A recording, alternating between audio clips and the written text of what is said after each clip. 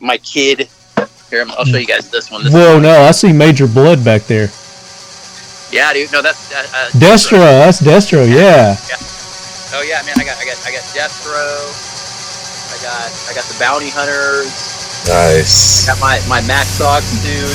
Dude, you just made me my new best friend. Red by Thomas Howell. Oh, what? That's right. So I got a buddy of mine, my buddy AJ, I grew up with. He's one of those dudes. He goes to he's real into autographs and stuff, getting autographs from people.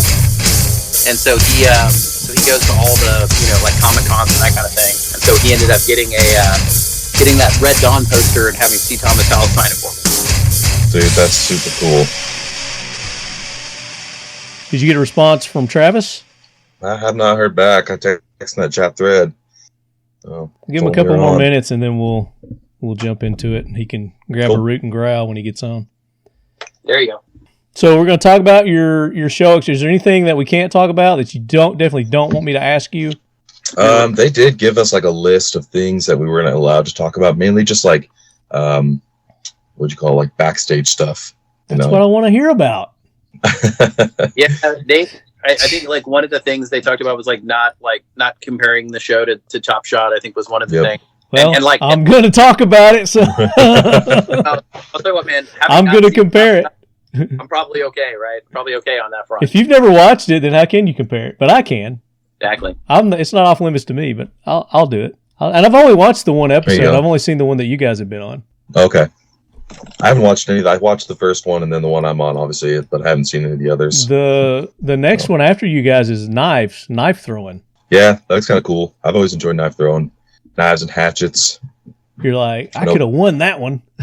Well, they asked me, what best suits you, and I'm like, well, I could do the archery, I could do the knife throwing, but I feel like I just want to be a part of the firearm stuff because that's what my page and Instagram and YouTube is all about. So I wanted to focus on that. Yeah, so that's why I went with the firearm. Yeah, it's funny. It's funny you say that, man, because when they originally talked about the show, what I thought it was going to be was we were going to talk about the weapons that we were good at, the stuff that we could do, the stuff we knew how to use, and then they would put us in a scenario where we would use the stuff that we were good at, the stuff that the other people were good at too.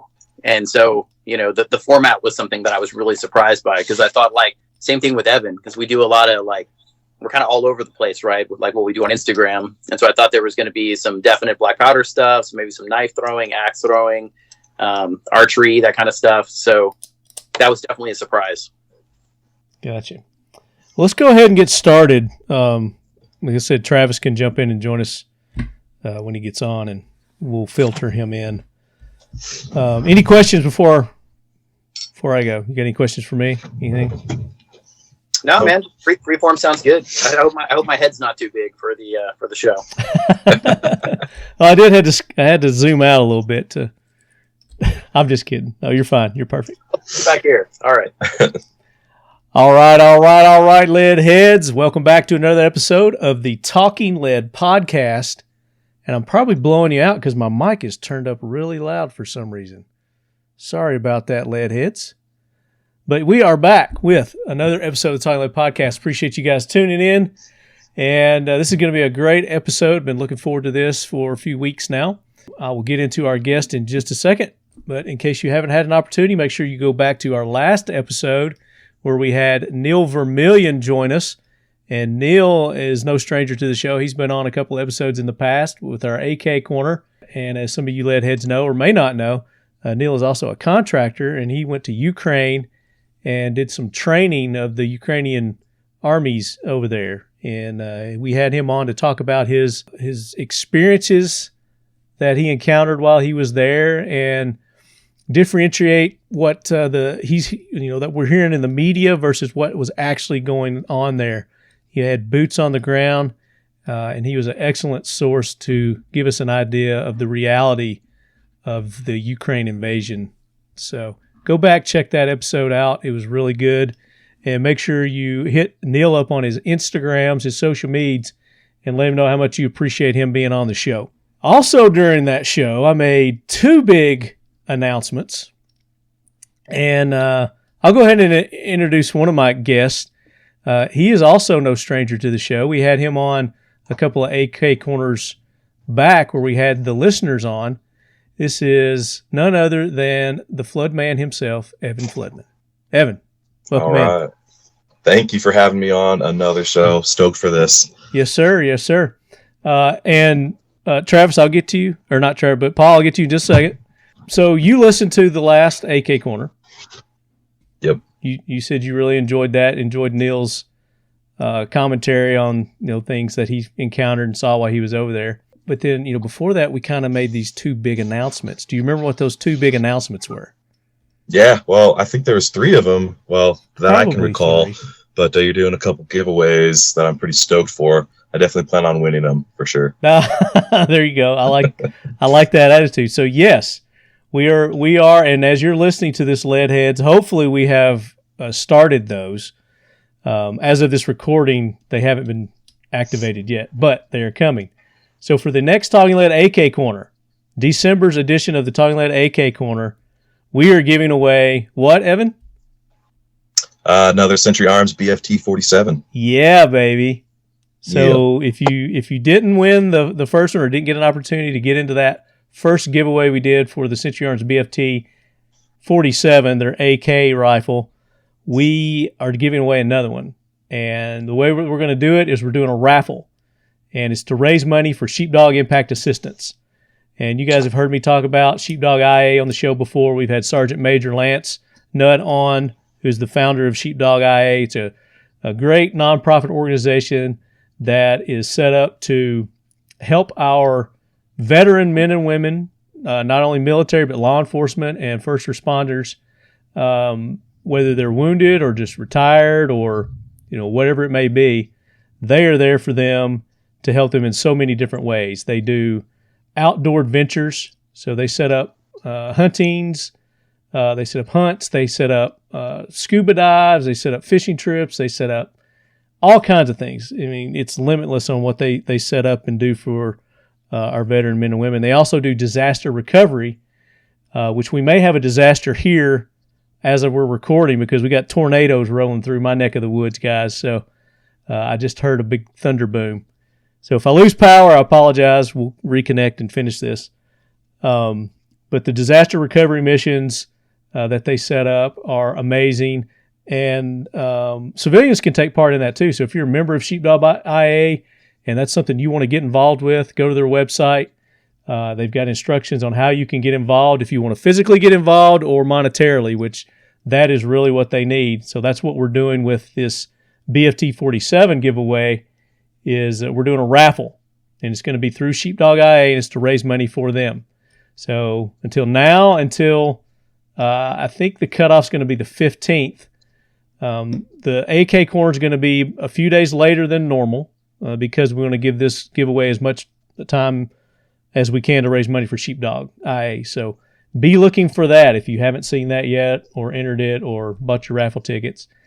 And then the next giveaway I've got an update on, and that's going from 1st of December to the end of December. It's going to go the whole month, and it's the 10-year celebration of the Talking Lead podcast.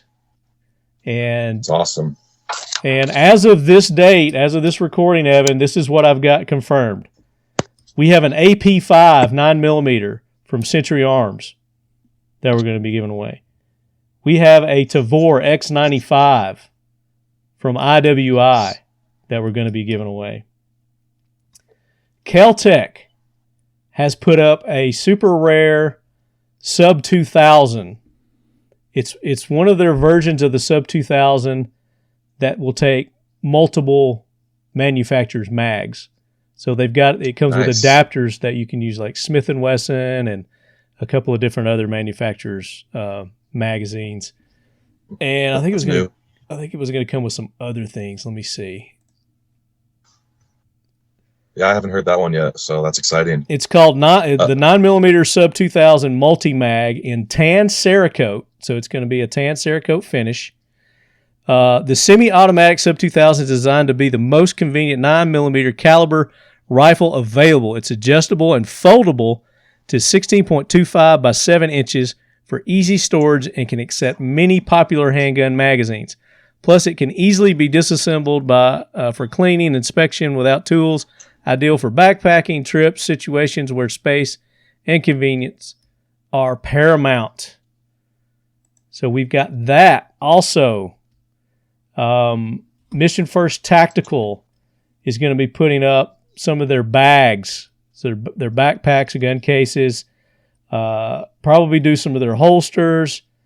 No telling what else Mission First will have on that. ASP USA has put up a Raptor 2000. It's one of their dual fuel flashlights. And I had it here a second ago, but I moved it already.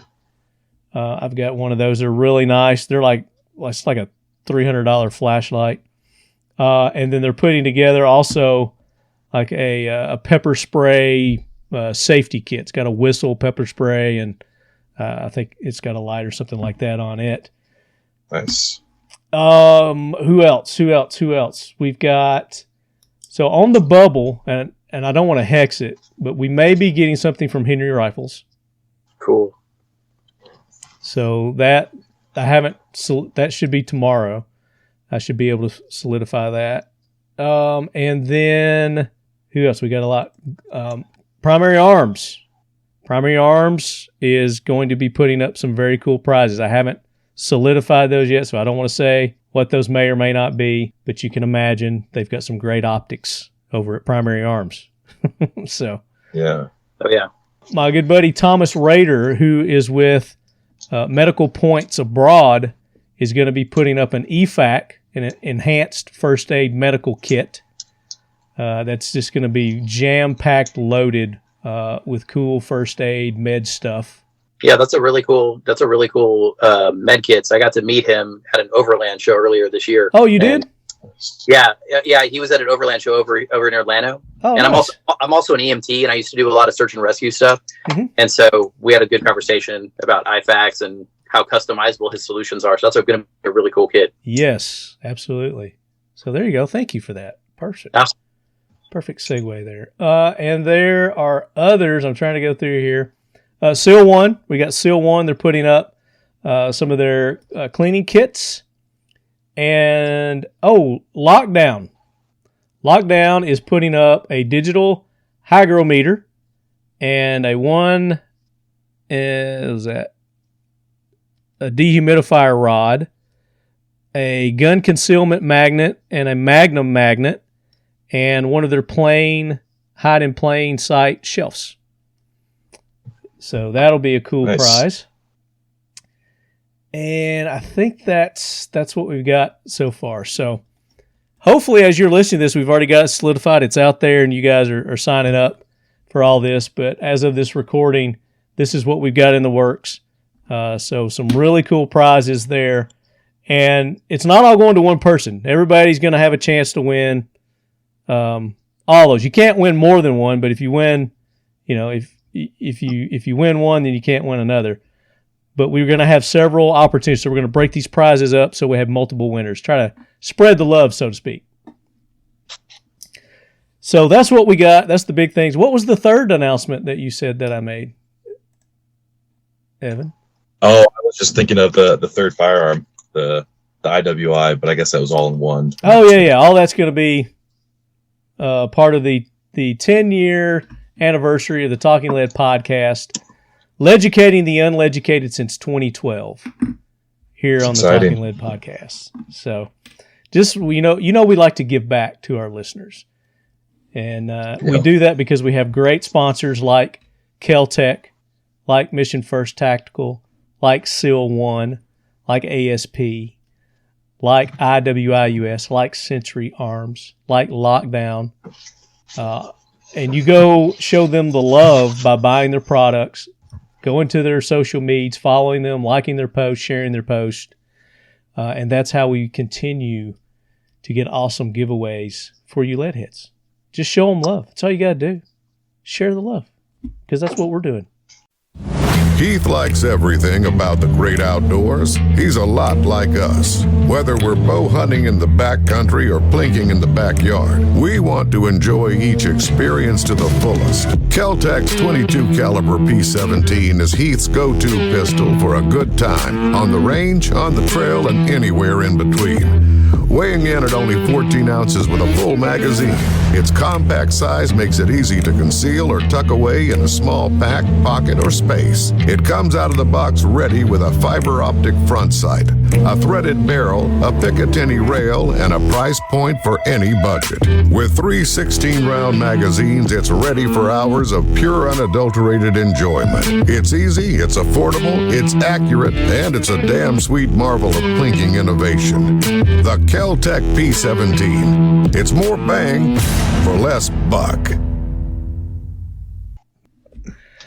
So, all right, let's get into the show. I want to talk Ultimate Marksman with our good buddy Evan. So you guys heard me talk about Evan was on this TV show on the History Channel, and he competed, and I hope all you guys watched and supported him.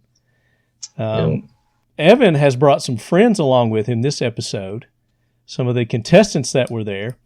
And at the moment, we're waiting on one, but joining us, you heard him talking earlier, is Paul Laster.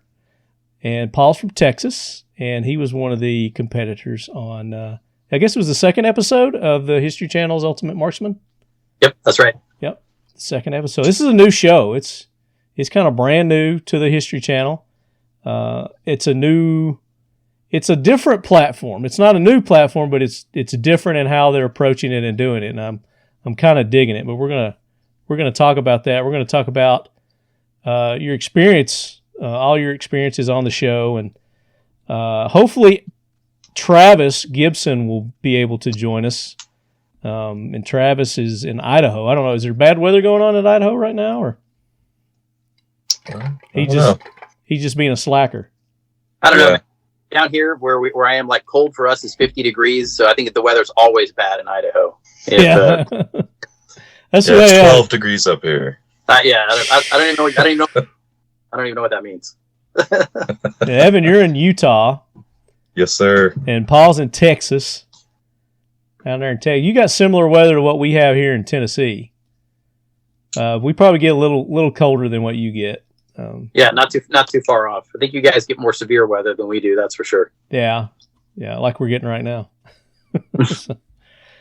So I want to talk about that, and let's give Travis a little more time before we get into it and start talking about it.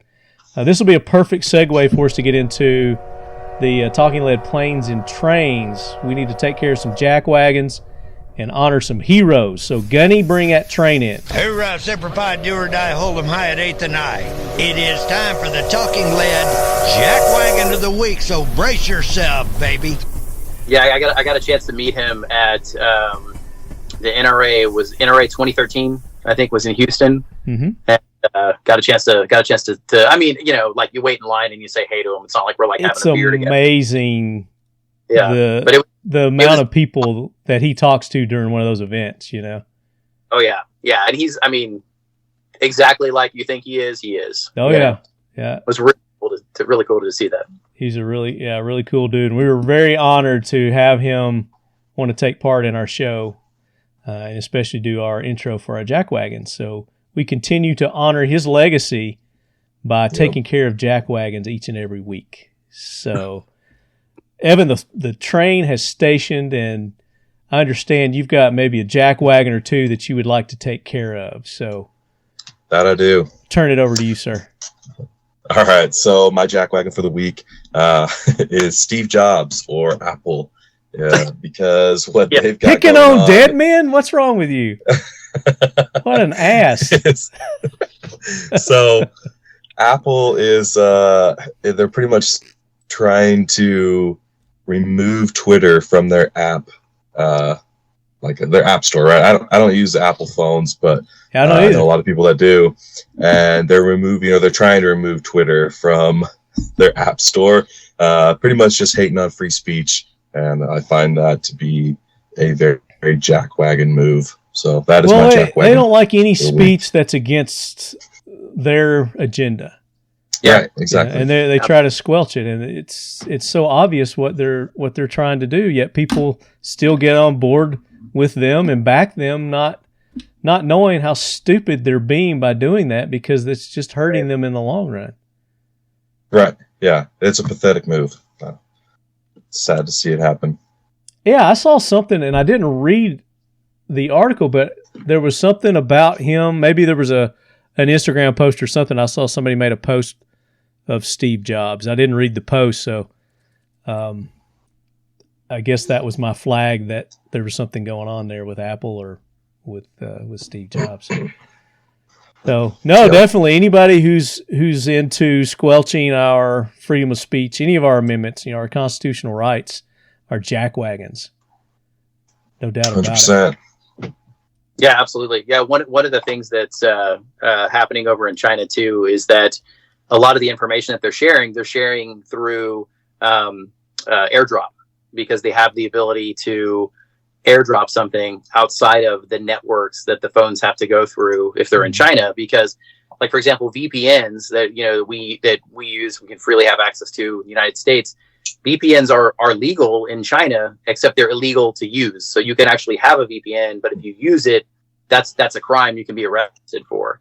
And so a lot of people, even though they have access to VPNs, they won't use them because the Chinese network is so locked down that even if you're using a VPN, you're automatically guilty because you're now using something you're not supposed to be using. And so that's how they kind of skirt around public opinion. And so what's happening now is Apple's cooperating with China on locking out the ability to airdrop files and airdrop information, which is how a lot of this dissident thought is spreading in China, because that's not working across a network. That's a local area where it's just going across like Bluetooth or whatever. So yeah, it's definitely Apple is as you would say, on the wrong side of history on this one. And yeah, it's a mess to see that.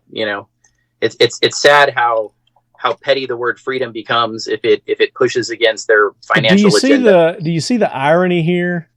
Is that you've got a platform like Twitter that suppresses people's opinions and thoughts and speech, and now they're being suppressed by a larger entity, I guess, because I don't know why. I mean, because Elon Musk is controversial to them. He's not controversial. There's nothing controversial about Elon Musk. It's just that he's controversial to them and to their opinion, just like Donald Trump was, just like we are.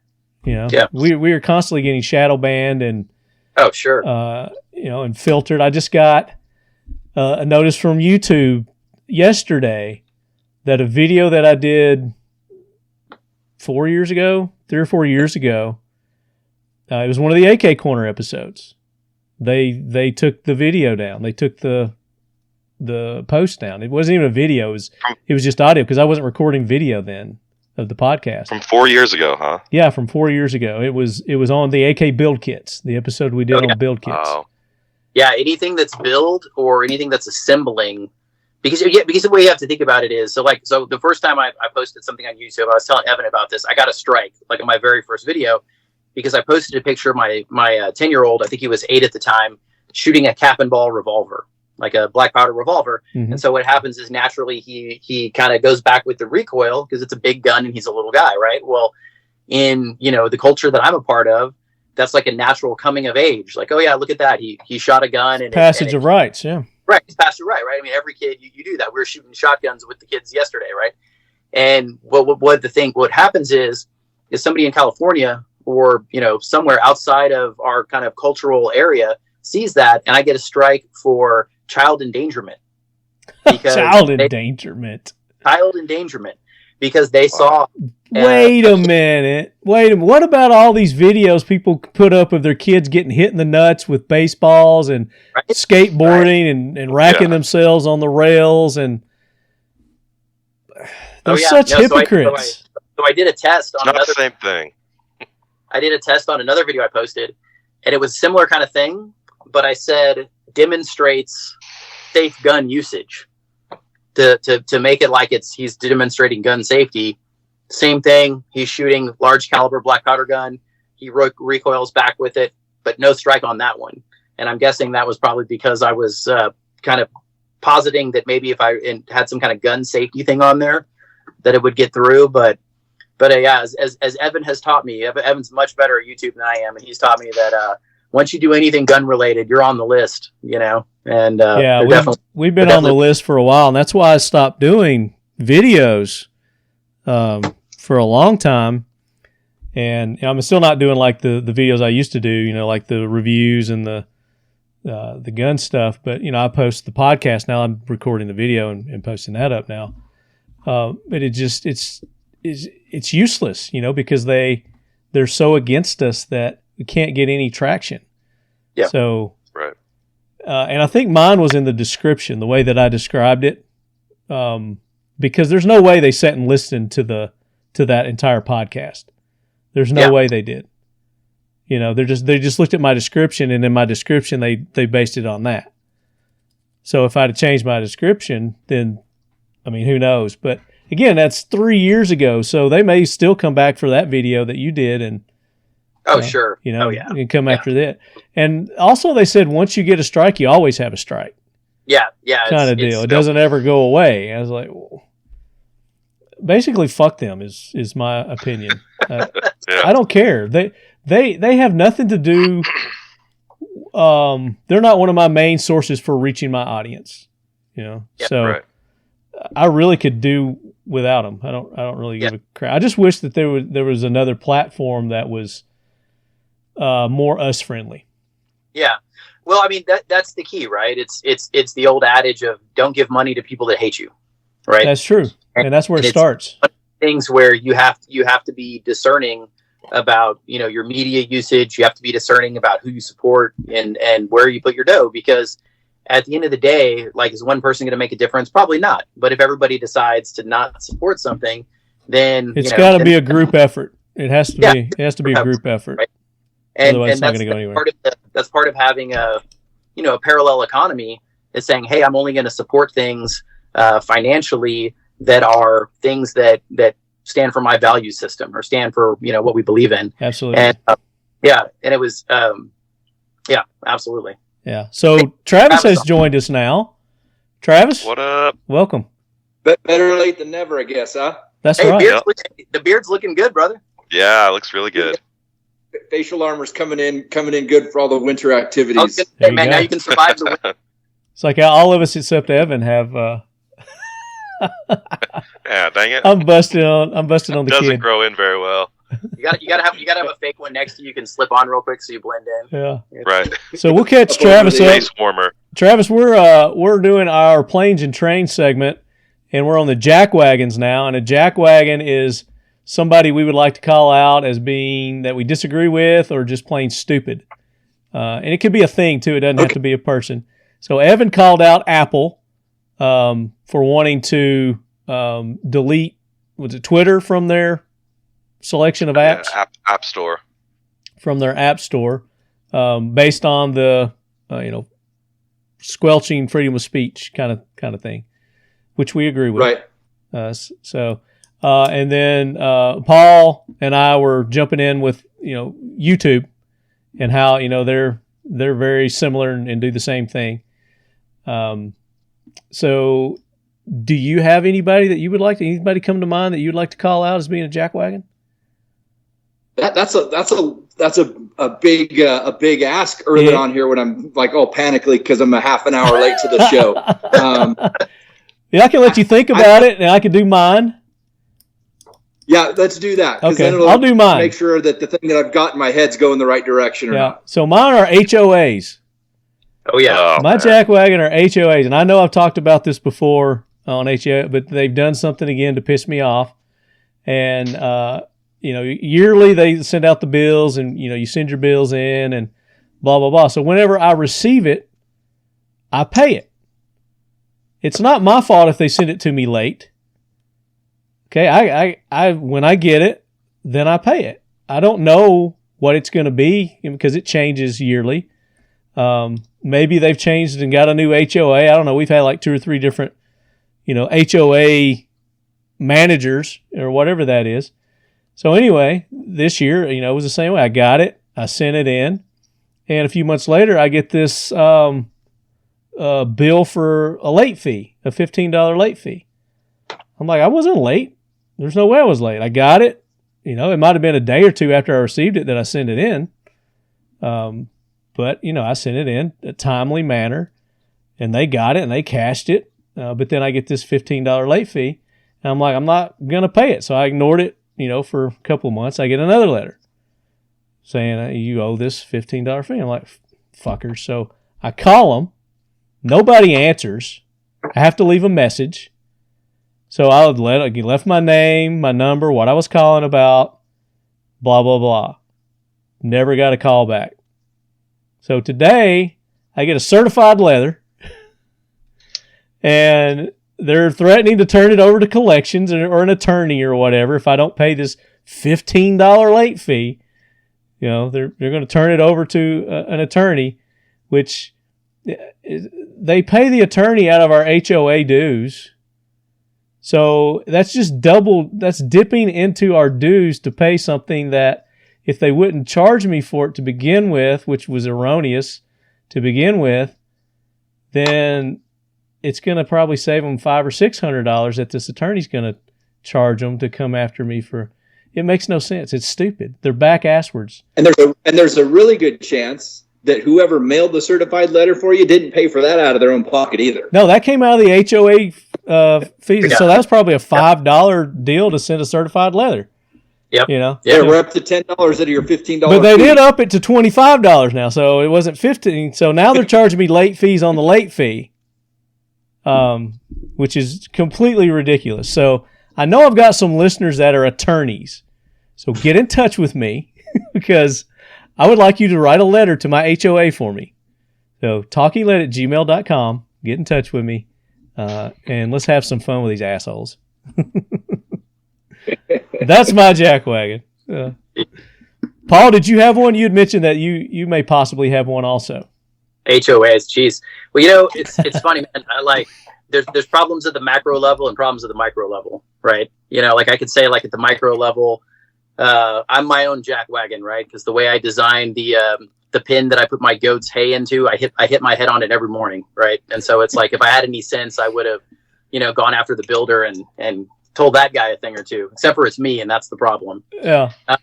You do it every morning, and you don't fix the problem. Morning. Yeah, and I don't fix it because by then I'm on to my next micro problem, right? So right. I don't remember it by the time I get past it. But no, I would say, if anything, the media as a whole, right, has just been an out of control disaster for a long time.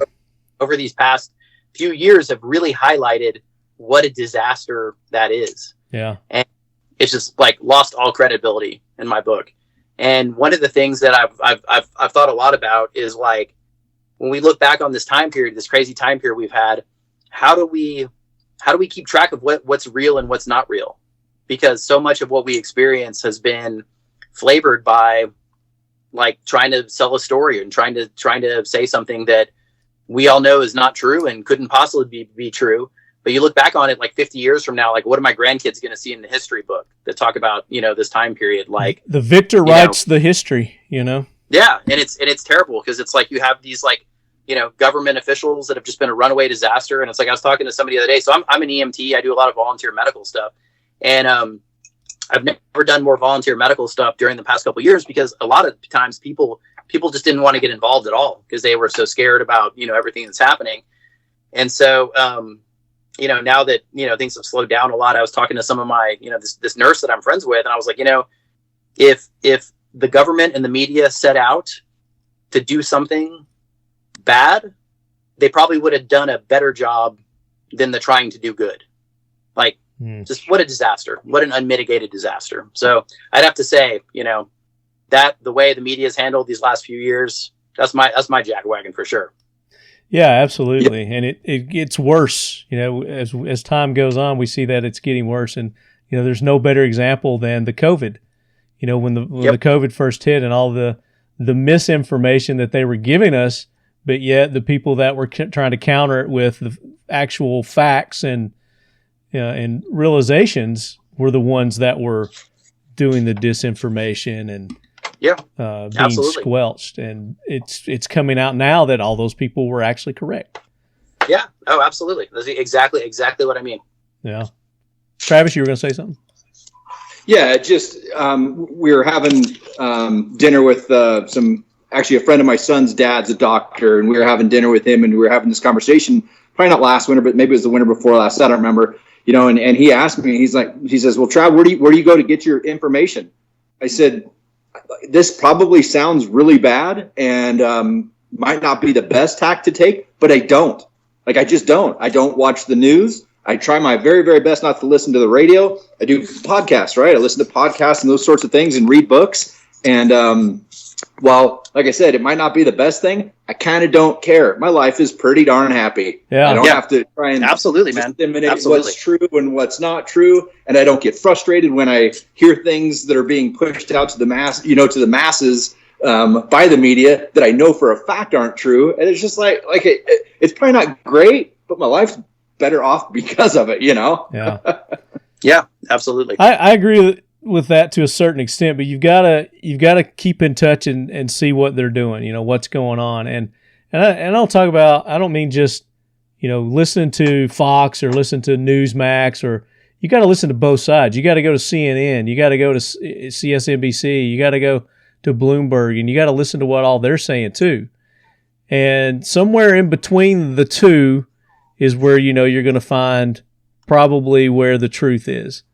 But you've got to critically think that out for yourself. But it and there are podcasts. There are some really good podcasts that have some good unbiased information where they're just presenting facts. Like the episode that we did, with Neil Vermillion, we actually got a person who'd been over to Ukraine, had boots on the ground, and saw exactly what was going on. We had him on and just talk about his experience.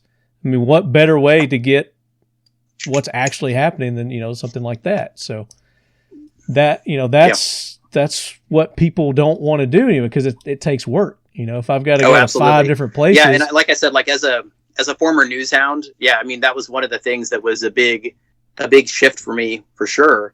I would also say other resources, a great podcast called the No Agenda Show. And I don't know if you guys have heard of that before, but they call themselves professional news deconstructors. And they do a lot of that research and looking into things and who's paying for what and who owns what patents and this kind of thing. And it really kind of helps, paint a larger picture. Yeah, it helps you connect what's the dots. happening in the background. Yeah, it makes sense. Fauci has stock in Pfizer. Oh, okay. Right. That makes sense. Yeah, exactly that kind of stuff. So, and I would say, it's kind of funny, right? The term conspiracy theorist is really taken a battering over the past couple of years, but I would say most of those guys are right. Most of those guys have been proven to be right. So it's been a very interesting time in history. Yeah. The Alex Joneses, although he is an extreme case of the conspiracy theorist, but I mean, he has been right a lot of times. Yep. No doubt. All right. What about you, Travis? You got anybody? Yeah. So I got 2. They're a little bit lighter. The first one is trying to sell firearms on the interwebs. It's just turned into such a huge pain in the rear. One time I was trying to sell a knife, and I literally drew a picture of a pocket knife on a piece of cardboard with a Sharpie and said, "I've got this. PM me for details." I mean, it's just, I'm not trying to sell a pocket knife. That's gone completely off the rails, squirrely. I mean, super difficult to do anywhere. And yeah, it's so that's one of the things that frustrates me to no end. The second one, which is relevant because I'm going to be traveling tomorrow or the next day to go see my kid back in Maryland and his new wife, is this is kind of funny, but it really annoys the heck out of me. When you're there to get your bag at the pickup, and everybody crowds around right where the bags come out, and nobody can see what's going on. Yes. Drive me insane. If everybody, when we were doing 3-Gun Nation, we'd fly into Tulsa. Once a month, we'd fly in there. And they actually had yellow lines painted around the luggage carousels that were probably 4 feet back. And if you stand behind the yellow lines, everybody can see the bags that are coming out. And it's super easy. But that never happens because people are stupid. Exactly. And you can't tell them anything either, because well, who are you going to tell? You can't cure stupid. This seems to be one of those segments where we're going to complain about things that there's no way you could possibly change. Yeah, so, yeah, exactly. I think they're on both of those. But that is a good step, doing the little line thing there. If they would enforce it, then yeah, that would be. Yeah, or if people could read or chose to read. Yeah. Took the time. Choose to read. I like that. Yeah. Yeah. I like that. That's good. So, good jack wagons. And was there a second one, or did you do them both? No, it was trying to sell firearms on the interwebs, okay. then the idiots crowded so when around you the say luggage. trying to sell the firearms on the interwebs, is that like those private sites that you can go to like person to person kind of sales, or are you talking about like going to Palmetto State Armory or something like that? The private sales, person to person, those types of things. Yeah. Just like gun broker, anything up anywhere. Even I did a TikTok post, one of the very first ones that I did, and it had a picture of a gun in the background, and they pulled it. And it's just we've because you gone had so a picture far of off a the gun. rails. What's that? I said just because you had a picture of a gun, they pulled it. Yeah, and we've gone so far off the rails. I'm not telling you guys anything about what's sane and normal to what everybody thinks should be right. Like but it's a common frustration that we all have. All right, let's wrap up our jack wagons. Let's counter this with some heroes. You guys got any heroes? Somebody, Travis, that's somebody that we want to recognize as doing something positive or having a good positive influence on our society. It could be a person, could be a thing. Anything come to mind? I got to go first now because I was late. That's right. Yeah, that's your punishment. I don't know. I need to take a pass. I need to think about it for That's a minute. fine. Evan, you got anybody? I'll just go with the easy one. Since I was talking about Twitter, I'll just go with Elon. I appreciate what he's doing for free speech. I think it's hilarious and how many people he's pissing off. So it was an easy take. No, that's fine. That's a good one. I like that. I mean, he's a jackwagon in a lot of ways too, but oh yeah, for sure. There's no doubt about it. But yeah, I mean, we can let him be a hero on that one, no doubt. What about you, Paul? Jeez, heroes. People who speak up and say what they really believe in, I think is a huge thing right now, right? There's a lot of shenanigans going on, and people are kind of forced to pretend like they believe in stuff they don't believe in. So I think people that sit up for that's really good.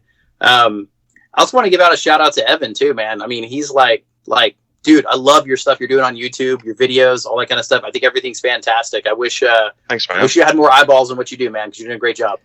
I appreciate that. He's gonna get more. He's just getting started, man. He's gonna rock it. Just wait for he it is to take on off, his right? way up, definitely. So my heroes are you guys. Again, like you said, Paul, people who take action, say what they feel. You guys took action. There was this opportunity to be on this awesome TV show on the History Channel.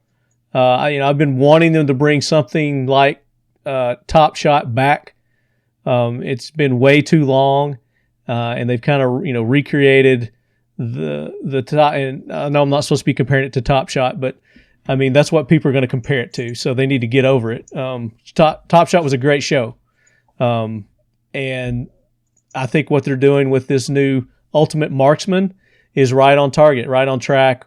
With being another awesome series that they're coming up with that pays homage to, our pastime, our firearms, our weapons, our knives. I think the episode I told you, the number third episode, they're doing like knife throwing or something. I hadn't watched it yet, but I commend channels like the History Channel to take on these so-called controversial issues and put these shows on, because people enjoy them. Yep. And they're educational, and they show proper, safe usage, which is what we try to do, even though, our freedom of speech and getting the word out is being squelched because it just doesn't matter what we say about it or do. It's evil. It's just evil. So we need more mainstream, what would you call top tier companies, like the History Channel, to bring this to the masses. And I appreciate you guys. Yeah, I appreciate you guys for, volunteer. I don't know if you volunteered, auditioned, I guess is the word. You auditioned for the the show, and you made it. And there's probably hundreds, if not thousands, of people that auditioned for that. And look here, we got 3 of the contestants. What's her name? Dania? Dania. She couldn't make it. She was the 4th contestant on these guys' episode. She's in Egypt, so she's got a good excuse. I'll say.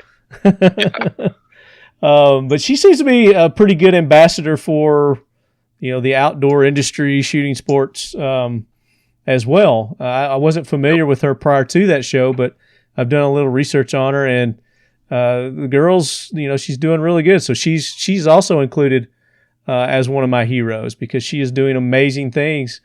And she's like a world champion shotgun shooter, right? Skeet shooter. Yep. Yeah, she's on the U.S. Olympics team and everything. She's awesome. Well, there you go. So, so all you guys for getting out of your comfort zone, going and doing a TV show like this, and excelling at it. I mean, you all did a great job. I can't imagine the pressure that you would be under knowing that you got millions of people watching you, try to shoot a little thing off a post. What were you guys? You're shooting jars and all kind. We'll talk about that. We're going to talk about it. But so joining me, if you guys didn't hear it in the beginning, we've got Paul Laster, Travis Gibson, and Evan Floodman, and they were all contestants on. It was episode 2 of the History Channel's Ultimate Marksman, which is a new TV series that they've got going on that you guys need to go watch if you haven't watched it yet. It was very good, very entertaining. And yours was the first episode that I watched. I didn't even see the first episode. I thought yours was the first episode because, Evan, I didn't even know about the show until you made that post that you were going to be on it. Yeah. And I was like, what the hell? He was just on the podcast and he didn't say 2 words about it. No, I couldn't. I couldn't say anything about it. Gotta keep it on the down low. Yeah, that's right. He kept it on the down low, definitely. But yeah, I was very proud of you for your participation, and it was very entertaining to watch all you guys. So I want to talk a little bit about, I guess, how you heard about it and the audition process. Sure. Who wants to start? Who's going first? We'll let you go. Yeah, you can go, Paul, or I'll go. Seeing as I've passed on the last one. Okay. All right. Cool. Paul, I have a fairly, I don't know what popular means in the internet vernacular, but I have an Instagram page where I do a lot of stuff with black powder guns and historical guns and that kind of thing. And what's it called? I post a lot of camping events and shooting I do kind of around my place. I'm blessed to live on 30 acres in Texas, so I have room where I can shoot and do all that kind of stuff. And so I post a lot of little snippets and pictures of me shooting historical guns, and mainly my kids and related people, that kind of stuff. Mm-hmm. And so I had a what's your channel called? Reach out to me. What's your channel called? What's your channel called for our listeners so they can look it up while you're talking about it? It's at the Orion Foundation. Okay. At the Orion Foundation? Yes. Okay, the at and then Orion Foundation. It's at and then the Orion Foundation. Okay, the Orion Foundation. Got it. Cool. No, thanks. And so I had a casting agent reach out to me and basically say, hey, we're working on a project for the History Channel that focuses on shooting historical guns. Is that something you may be interested in? And I was like, oh my gosh, I can't imagine anything I'd be more interested in. Yeah. And so it was really kind of wild. So I talked to the first casting agent, and I've never done anything like this before, never been on a TV show. I do run a website for the mountain man hobby called buckskinning.org. Oh, thanks, brother.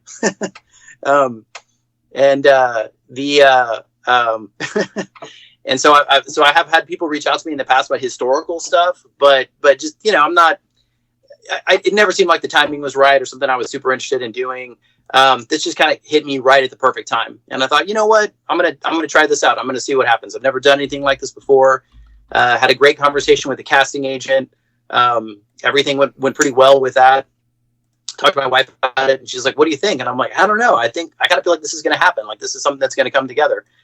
And so ended up, talking to another casting person talked to a producer, and then they basically selected me for the show. I didn't have a lot of details on it. I knew that it was going to have something to do with historical weaponry, shooting historical weaponry, and that was kind of it. And then it was going to be a competition. And so I don't do a lot of competitive shooting. I go to mountain man events, 4 or 5 times a year, where we'll do like a competitive shoot, like we call it a woods walk, where you basically go out in the woods and shoot at metal targets, or like a metal cutout, kind of walk a trail, and there'll be targets. And I thought, there. you know what, I'll give it a shot. We'll see how it goes. Yeah. So at what point during this going back and forth did you realize that it was real, that they were for real, and this wasn't just some well, scam? It's funny you say that, because the point that it was real to me was the point that I showed up at the hotel in Butte, Montana, and ran into somebody from the production crew, because literally the day before the show, my 10-year-old, I'm getting my stuff together. My 10-year-old goes, Dad, are you sure they're not just going to try to lure you out in the woods to kill you? And I was like, I don't know. I really don't know. We'll have to see what happens. I said, but I think I'll be ready for it. But he was definitely concerned that I was traveling out of state and couldn't carry any serious weaponry with me. He was real upset that I couldn't bring anything. But yeah, for me, it was real, like, great conversations with producers. It's like, we'll talk more about this. I had such a great time hanging out with the contestants that were on there, because we're all like-minded people.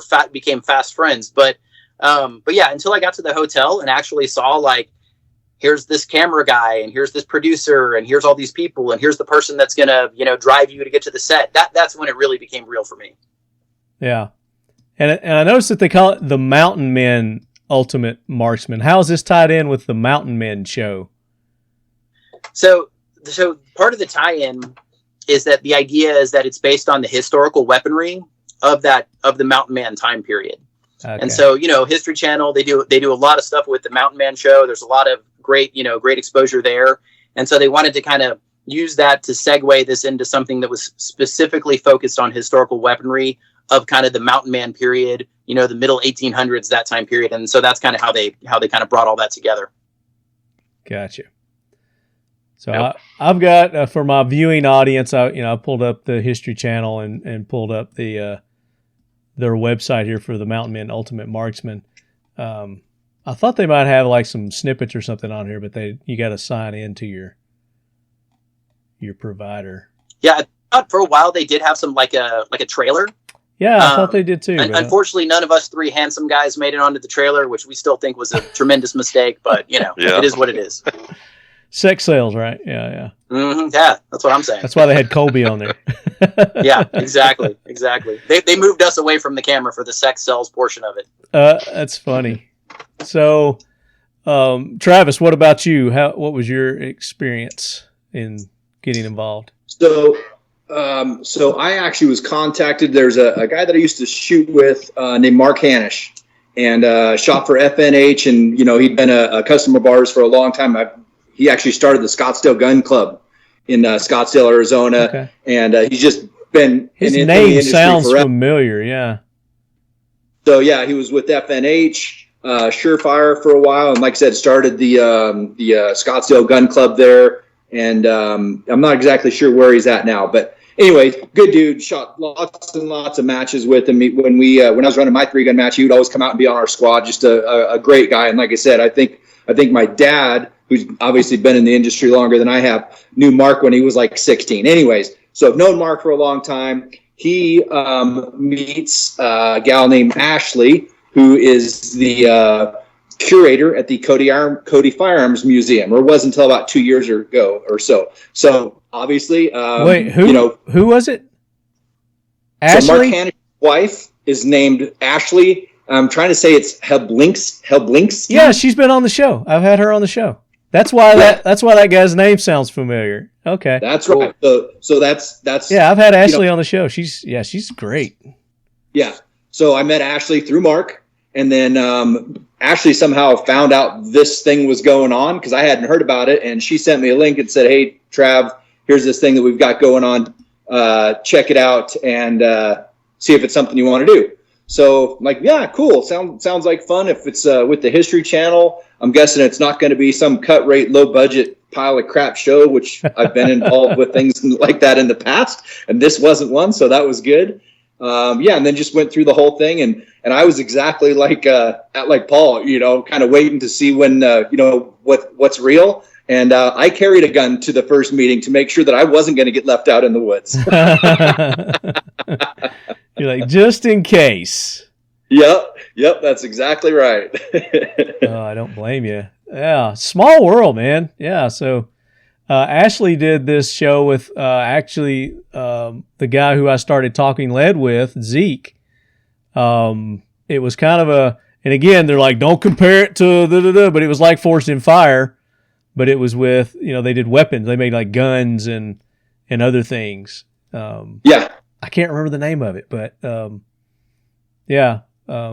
had her on and we talked about that show, and she's just like full of all kinds of great information, historical information about weapons and everything. So yeah, I think she was the curator at the Cody Firearms Museum for 6 or 10 years, something like that. I mean, she was there for a long time. Yeah, and we'd go out there for matches, and of course, we get the tours of the good tours of the museum and stuff like that. So I actually did a tour of that when I was out there several years ago. I went out there and checked it out. It's a pretty cool museum, no doubt. It is.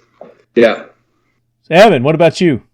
Let's hear your story of making it to the big time. Yeah. So I was contacted by the casting company through my email. And I for sure thought it was just like somebody was reaching for some information, scamming on me. And then I had a couple emails back and forth, finally had a phone call, and sounded a little bit more legit. Talked to them about like what I wanted to partake in, whether it was the firearms, the knives, or the archery. Chose firearms, obviously. And then at the end of the conversation, I asked them, I was like, where did you find me? And they said, you were tagged in a post by someone by the name of Paul Laster. And I was like, I have no idea who that is. But okay, cool. Glad you found me. So after that, I looked him up, found the Orion Foundation. I was like, oh, cool.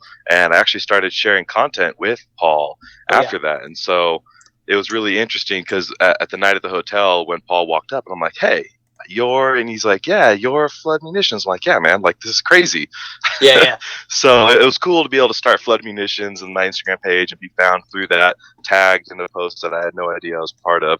But I was on the same page. Like I did not think it was real because I drove up to Butte from Salt Lake City. I did not think it was real until they finally at the counter at the hotel, they're like, oh yeah, we have a room for you. I'm like, okay. If someone's going to pay for a room, maybe they don't want to murder me. So, things are looking up.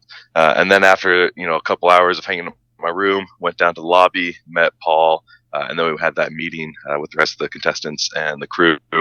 And at that point, it was real. But yeah, I mean, what an opportunity. It was really cool to be a part of. Yeah. So you guys, you were contacted by them. You didn't put out any kind of audition tape or anything like that. You didn't hear about it third. That's very cool. You could call all my posts and videos auditions for it. I just didn't know I was auditioning for it. Right. Yeah, definitely. That's very interesting. I would love to hear about, and I'm going to say her name wrong again. Is it Dania? Dania. Yeah. Well, I got you on here twice now, Paul. Are you on 2 different devices? Well, I had to drop and then get back on because I got locked up. Okay. Are you seeing you on here twice? Yes. There, it went away. Okay, good. Okay, there we go. There we go. Boom! Skype. Dude, thank you for the assist, brother. Cha-cha. Nice. So once you guys realize it's real, you're headed to, where did they film it at? Butte, Montana. And you realize it, and it's sinking in that this is real. I mean, what kind of prep did they give you prior to? Are they just saying, pack this and come here for this? Or meet here? The only prep they really gave us was bring 4 or 5 potential outfits to wear. And they were going to pick the outfit. And so I'm sure you guys did the same thing. I got in front of my wife and I was like, which one of these makes me look the least fat? And that's what I'm going to go. And so luckily that was it. But we had, so they basically, that's the only prep they had. What was really interesting is like, Travis, Evan, and I we're all outdoorsmen, spent a lot of times outside. And the kind of the rundown that they gave us was like, there's going to be snakes everywhere that are going to kill you. You're going to get carried away by the mosquitoes. It's going to be the roughest outdoors you've ever been in. And like, none of us experienced any of that. It was, right. It was fine. It was like being in a park. It was no problem. I mean, they didn't really convey it on the episode that I watched. It looked like it was, pretty safe and secure. Yeah. Safety was. Oh, yeah. The only 100%. Thing was that tall grass that you guys had to walk through to get that bag was.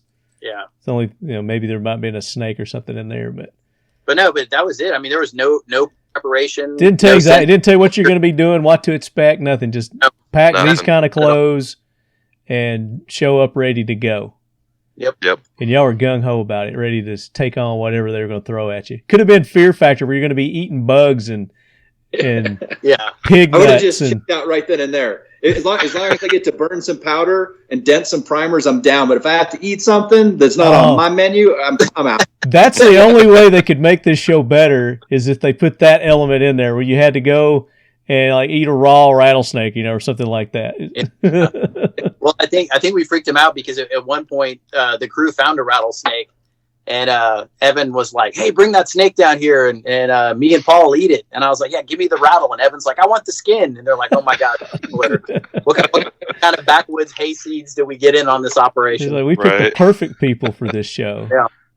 The Mountain Men. So I've never watched The Mountain Men, but I kind of got an idea of what it's about. And it's been on for 11 episodes or seasons or whatever. Yep. So I can see why they would want to piggyback off that fame to launch this show. Just makes sense. Why wouldn't they use something that's in their arsenal to really push and promote it? People see Mountain Men, then they're automatically going to be, ooh, what's this? Yeah. And the show's really interesting because it really gets into like kind of, modern mountain men. And I don't, like I said, I don't watch a lot of TV, but one of the guys on that original Mountain Man show, his name's Eustace Conway. Uh-huh. There's a great book called The Last American Man. Uh-huh. They've written about kind of how he became the person he is, and like the guy like hiked the Appalachian Trail with like no supplies, basically just like foraged along the way. So yeah, there's some. Is that the co-host guy?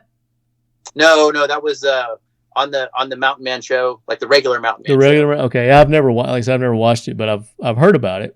Hey, Leadheads, Dwight Settle with Seal One. Just here to talk to you and tell you a little bit about our product. Seal One CLP Plus is a bio-based, non-toxic product. It comes in a paste, liquid, aerosol, and pre-saturated bore-specific patches called sealskins. They all do the same thing, just different methods of application. The best way to use our product is to start with a clean firearm. There's two reasons why I say that. First, you start with the Seal One CLP Plus by field stripping your firearm and covering the entire firearm inside and out, bore, barrel, everything with the Seal One CLP Plus. You'll see how easy it spreads around. You'll want to wait about 15 to 20 minutes. Then you come back and you want to wipe it all off. So you see how easy it is to put on and remove. And the second reason we say to use a clean firearm is you'll find that it's not clean. We're going to pull out more carbon that's been left behind with whatever product you've been using before. Okay, it takes about 3 cleanings, so I like to say a clean shoot, clean shoot, clean shoot, just normal usage before the Seal One CLP Plus has removed whatever product that you were using before and has seasoned the firearm. It's kind of like breaking in a cast iron skillet. And after that first cleaning, you will notice a difference. And with each successive cleaning, you will find that it gets easier and easier to clean. Seal One CLP Plus is a dry lubricant and is designed to work as such. You will find that malfunctions are virtually eliminated when used properly because the majority of all malfunctions are caused to carbon buildup. And with the Seal One CLP Plus, the carbon does not build up. Seal One CLP Plus is safe on all metals, plastics, composites, polymers, rubber, wood, and leather. Seal One CLP Plus is a one-and-done formulation. No other products are required or needed to clean and lubricate and protect your firearm. That's why we say Seal One and done. Seal One is a proud sponsor of the Talking Lead podcast and the Leadhead Brigade. Use the code LEADHEAD for a 25% off discount. So talking about that, so for those who don't know, Colby Donaldson, who I think his original claim to fame was something on Survivor. Is that what it was? Yeah. So Colby was first series, right? So first season, and he was second place. Okay. And then when he came back for the All-Stars, he was second place again. And so so when they were doing, so he's the host of Top Shot. Okay. So after he gets done with Survivor, this is kind of a funny story. So a good buddy of mine went on Top Shot, and he was first season, second place. And then when they came back for the All-Stars, guess what? All-Stars, second place. So him and Colby, the same exact finishing in both of their shows. Who is it? Who is your friend? His name's Chris Sereno. Yeah, so he's Chris one of the Sereno. hosts Yeah, I know on Chris. Gun Talk TV. I know Chris Sereno. Yeah. Yep. Yeah. Yep. I know him. Yeah, that's funny. But that's where I first got my introduction with Colby was Top Shot. Watching Top Shot. I didn't know that he had done Survivor or anything like that. I just they picked a really good dude to host this show. He's got an awesome voice. With Colby Donaldson with his Texas Colt 45, iconic. He likes throwing that iconic out there. Yeah. Yep. I love it. We'll I talk didn't more. know he was on. I didn't know he was on Survivor either until this show. Until this show. Yeah. Yeah, I just knew he was the host of Top Shot. I didn't know he was on Survivor. Yeah, I think that's because I looked it up. I looked up the when Evan was telling me about it. I looked it up on IMDb or whatever, and then it had Colby on there, and I clicked on it and I saw the other stuff that Colby done because I thought that the only thing he'd done was Top Shot, but who knows? He's a really nice guy. He's like a welder or something too. He welds. Yeah. But we're not talking about Colby. We'll quit talking about Colby. We want to talk about you guys. I want to talk about your experience. Colby should have got on the damn show if we wanted to talk about Colby. He should have been on here with us. I reached out to him. Yeah, well, I see how important I am to Colby. Damn it. I don't have the blue check mark, so he never texts back. Right, I don't either. Yeah. With pride, right? With pride. Yeah. Absolutely. So you guys are there. You're at the hotel. At what point do they fill you in and let you know? It's like, all right, this is what you're going to be doing. Like about 10 minutes before you're going to do it. Really? Yeah, exactly. Yeah, I mean, I knew we were going to be shooting historical weapons. In fact, Paul and I were talking. Well, all four of us were talking about this. What are we going to be shooting? I don't know. I'm not awesome, loading a muzzle loader, so that could not be a good thing for me, And Yeah. literally no clue what we were doing. Nothing about the challenge. Nothing about points. What we were going to be shooting as far as guns go. What we're going to be shooting as far as targets go. Yeah, I mean, a lot of this stuff. The first time we got to see the guns was, it's your turn for the challenge. Here you go. This is what you're going to shoot. Yeah. No practice at all. All just. Yeah, I went over. I went and visited some family last weekend up in Oregon, and they were asking me about the show. And I started doing the math. And correct me if I'm wrong, guys. I think I shot like 28 rounds the entire time we were there. Yeah, it was a lot. So if that. How many days was it? We were there for 3. We were filming for 3 days. 3 days. Like 12-hour days. Yeah, and they were. Yeah, and that was the other thing. Like I was thinking that we, get up early, do some filming. We'd all be hanging out at like a restaurant, by 8 o'clock, having a fine meal. Yeah, 11:30. Yeah, long days. In fact, Stop at the gas station for some sushi on the way home. Yeah, exactly.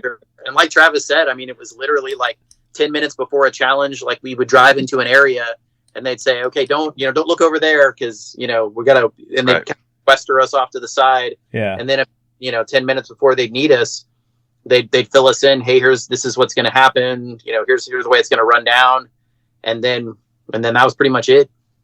Wow. So, At what point did you all meet each other? Did they keep you separated in the hotel? Did you get to meet each other beforehand? No, the first night. Yeah.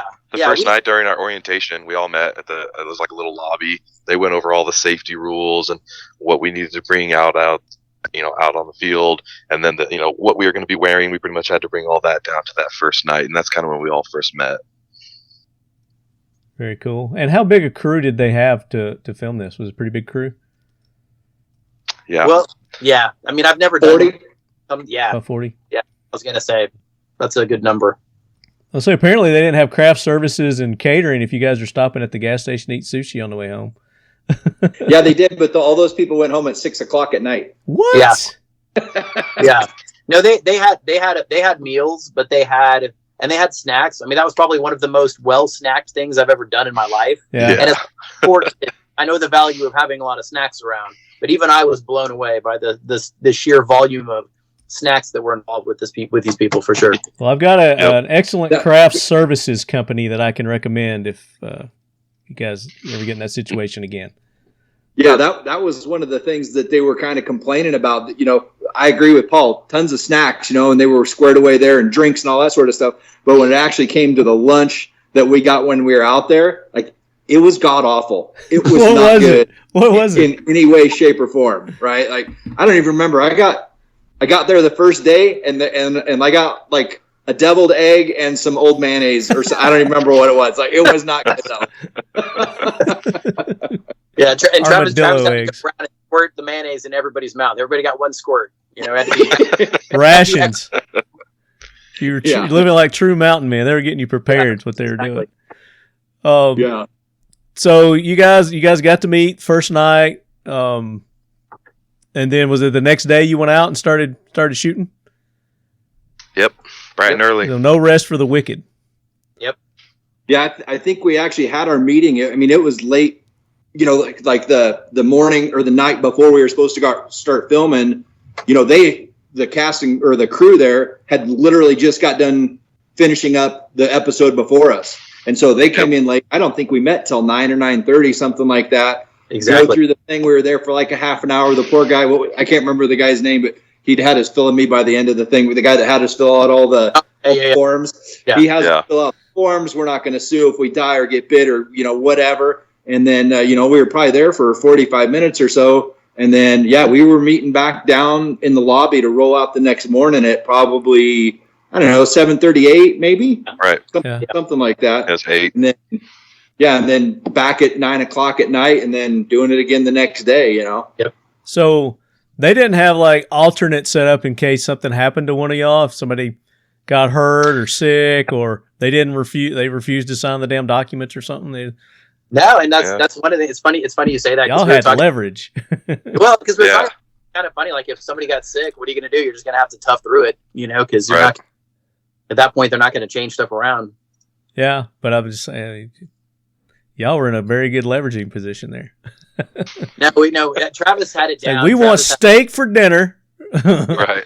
To hell with deviled eggs. Travis knew what was up. He described us like early the first day. He's like, we're a bunch of props. We're the props. Yep. And so the whole rest of the time, Travis kept calling us the props, and he was right. We were the props. So that's funny. Well, let's talk about the stars of the show, the guns. Yeah. The actual firearms. So you're there the first day, and did they shoot it in order of how the competitions were? Or did they shoot them? I mean, I guess the finale, they would have to do it last no matter what, but. Yeah, it was shot sequentially. Shot sequentially. Yeah. So talk about the first challenge that you guys had. You're there day one, you walk on set. Even for the first challenge, one of the things that we got to do that was really cool was they had kind of a range set up where we got to shoot some of the historical guns. I guess they were, looking back on it, they were shooting B-roll for it, like just establishing scenes. But that was really kind of cool because that was the first time we all kind of got to shoot together, and we got to shoot. They had a trapdoor Springfield, like an old trapdoor Springfield, 4570, and it's the nicest one I've ever seen in my life. Like, as somebody who's been around antique and old guns his whole life, I've never seen one. I mean, it was like literally off the wall of a museum, and so that was gorgeous. And then we shot like a Remington 1875 revolver, 45 Colt Revolver. That was one of the guns that we got to kind of do a shakedown with. And we got to spend some time doing that, shooting at some targets, just for them to do some establishing shots and for us to just kind of have some opportunity to shoot some of these cool guns. And just beautiful, beautiful sample. I mean, even nicer than this one you have on the screen. It was literally like, it's one of those guns where you see it and you're like, my gosh, how did this make it 150 years without some kid dropping it? Or right. You know, like I swear, you know, I have, you know, some of my rifles, I shoot a lot of long rifles, like black powder guns. Man, I hit the door frame every single time I walk out of my house. Yeah. You know, and it's like, like in perfectly mint condition from, you know, 150 years ago. Yeah. So where were they getting their firearms from? Who was the what do they call it? The armorer. The guy's name is Clay Pavlok, if I'm not, or I think that was his name. It was Clay. And so he's from Hollywood, of course. Hollywood. You know, and he's got a partner, and they shoot a lot at the Burbank Rifle and Revolver Club. And, you know, he does a lot of this. He said he worked with Colby on Top Shot and provided a bunch of the guns for that thing as well. And, you know, dude has a legit arsenal of these, you know, older firearms. Yeah. Really cool dude. Really, really nice guy. Yeah. Nice. Yeah. So you guys are practicing. You shoot some cool older guns, probably thinking those are the ones that you're going to be using in the competition. Yeah. And then Yep. That's exactly what we thought. Yes. that's exactly what we thought. And then they call you up. It's like, all right, it's time to start rolling. Did anything happen between that and the time that was, all right, we're rolling? We did get a few practice shots with it was that 1866 Winchester, right? Yeah. I think that was it. Yeah. So we got 3 practice shots with that. So it was nice to be able to at least, you know, utilize that firearm for a couple shots, get somewhat familiar with it. Obviously 3 shots is not enough to get familiar with the gun, but they gave us somewhat of an opportunity at that. Yeah. So remind me, Evan, I couldn't remember. All I remember is when we got our 3 practice shots, I never hit the paper. So did they do something with, they did something where they swapped it out or re-zeroed it or something like that, right? Or didn't they? Or was the first shots we took were with an 1860 Henry. Those were the ones that we took on the paper. That's right. And it was we only got to shoot it, I think, 3 times each, which is really kind of wild because at that point they had a certain gun and they're like, okay, this is going to be the gun you're going to shoot. Here's the serial number. They had 2 of them, right, that they were going to split up between the 4 of us. And so at that point, I was really just focusing on like, okay, obviously the sights are not going to be on, and even if they are on, they're probably not going to be on for me. So let me just figure out, okay, where about is this thing hitting? And, you know, no sight adjustment, like Evan said, basically, like, you know, I think for all of us, all 4 of us, that was the first time we'd ever shot a Henry rifle before. And so that was something that was pretty wild. Basically, you know, like Travis said, not even hitting the paper, you know, or like watching it zoom over the top. And then I'm like, oh my gosh, I gotta, you know, shoot this thing in competition. All right. Yeah. I was, luckily it wasn't for money or anything. So that exactly. Good thing no money was involved. Right. But it was definitely one of those things where, I thought we'd be spending more time with it. Like we'd be, you know, like kind of dialing it in. Get it dialed in like they did on Top Shot. Yeah. They had an opportunity to dial their shit in. So when you said there were only 2 of these. So, and the way that they did it is they did, 2 contestants at a time on the first one, competing against one another. Yes. And it was, you were shooting the Henry, was it the 1860? Is that the first one? Yeah, the 1860 Henry. At jars that were on wooden post, yeah. They're like sitting on the top of a 4x4. Yeah. So they were jars sitting on a post, and the distance that you guys were, was it each? There was 3. Was there 3 or 4 that you had to shoot? 4. There were 4. Okay. 4. And it looked like they were different elevations and distances. Yeah, they were different distances on each one, but they're all around, I would say, around 50 yards probably. Yeah. I don't know, what do you guys think? Yeah, I mean, we were shooting down at all of them, so it was all shooting down a hill. But yeah, they were all probably, you know, 40 to 60 yards. For me, they're about 150 though. And they gave I'll tell you what, and I figured about the same, Paul. I was thinking, you know, like looking at those things about 60, but I'll tell you what, man, that I didn't expect it to be that much of a challenge. Like it was sporty. I mean, you're shooting like a mason jar. I mean, what's that, like 10 inches tall, something like that? Yeah. I mean, it was, you know, standing there offhand on a, you know, whatever, a 20, 30 degree slope on there. Yep. that you're trying to, Like a billy do goat. precision shooting on this thing. It was sporty. Yeah. Well, and the worst part, I was put up against Travis, and he was hitting every one of them. So I was just like extremely nervous watching this guy just nail them one after the other. I'm like, all right. But I was literally when people talk about shaking in your boots, I was shaking in my boots with all those cameras on me. Like, it was my first competition ever. I mean, I could not control it. I was literally shaking. It was insane. And then after that, after the next two competitions, I felt a little bit better, much more confident. But yeah, that first one, man, that was rough. Yeah, well, I mean, it's tough being thrown into something that you have no idea what you're getting into, and then two, like you said, you didn't have any time to get familiar with the firearms at all. It's just like, this is what you're going to be shooting. Have a couple of shots. Good luck. I mean, it was a function check, if anything. How do I charge it? How do I pull the trigger? And I would say too, shooting downhill is always weird. It's always weirder than you think, because not only that, but the background that you guys had to shoot against too, the foliage and all that with the clear jars, and I'm sure it was a difficult shot. It just that's what people don't really see on the TV. It's like, oh, that's an easy shot, I can make that. How in the hell they missed that? God dang it! Well, like you said, you didn't get an opportunity to sight it in.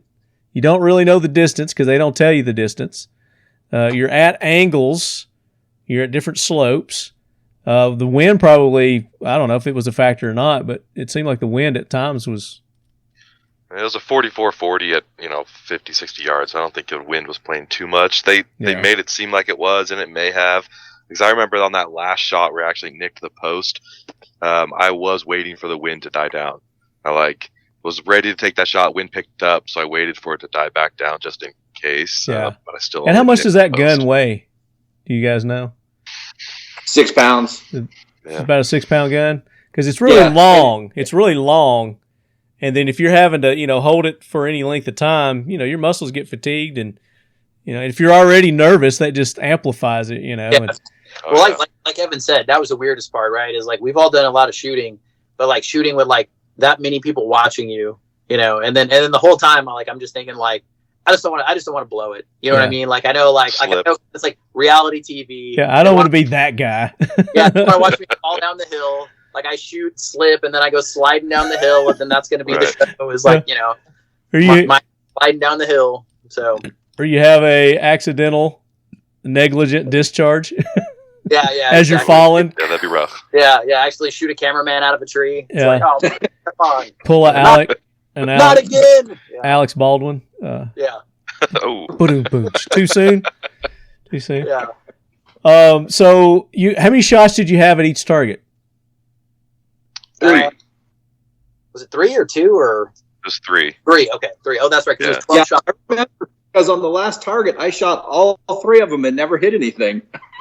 Yeah. Yeah. And you shot with Travis, Evan? You and Travis? Yes. Evan, and Dania and Paul shot together. Yeah, correct. Yeah. And y'all went first, didn't you? Yeah, we Paul? Yeah, I think we went first. Yeah, I think you did.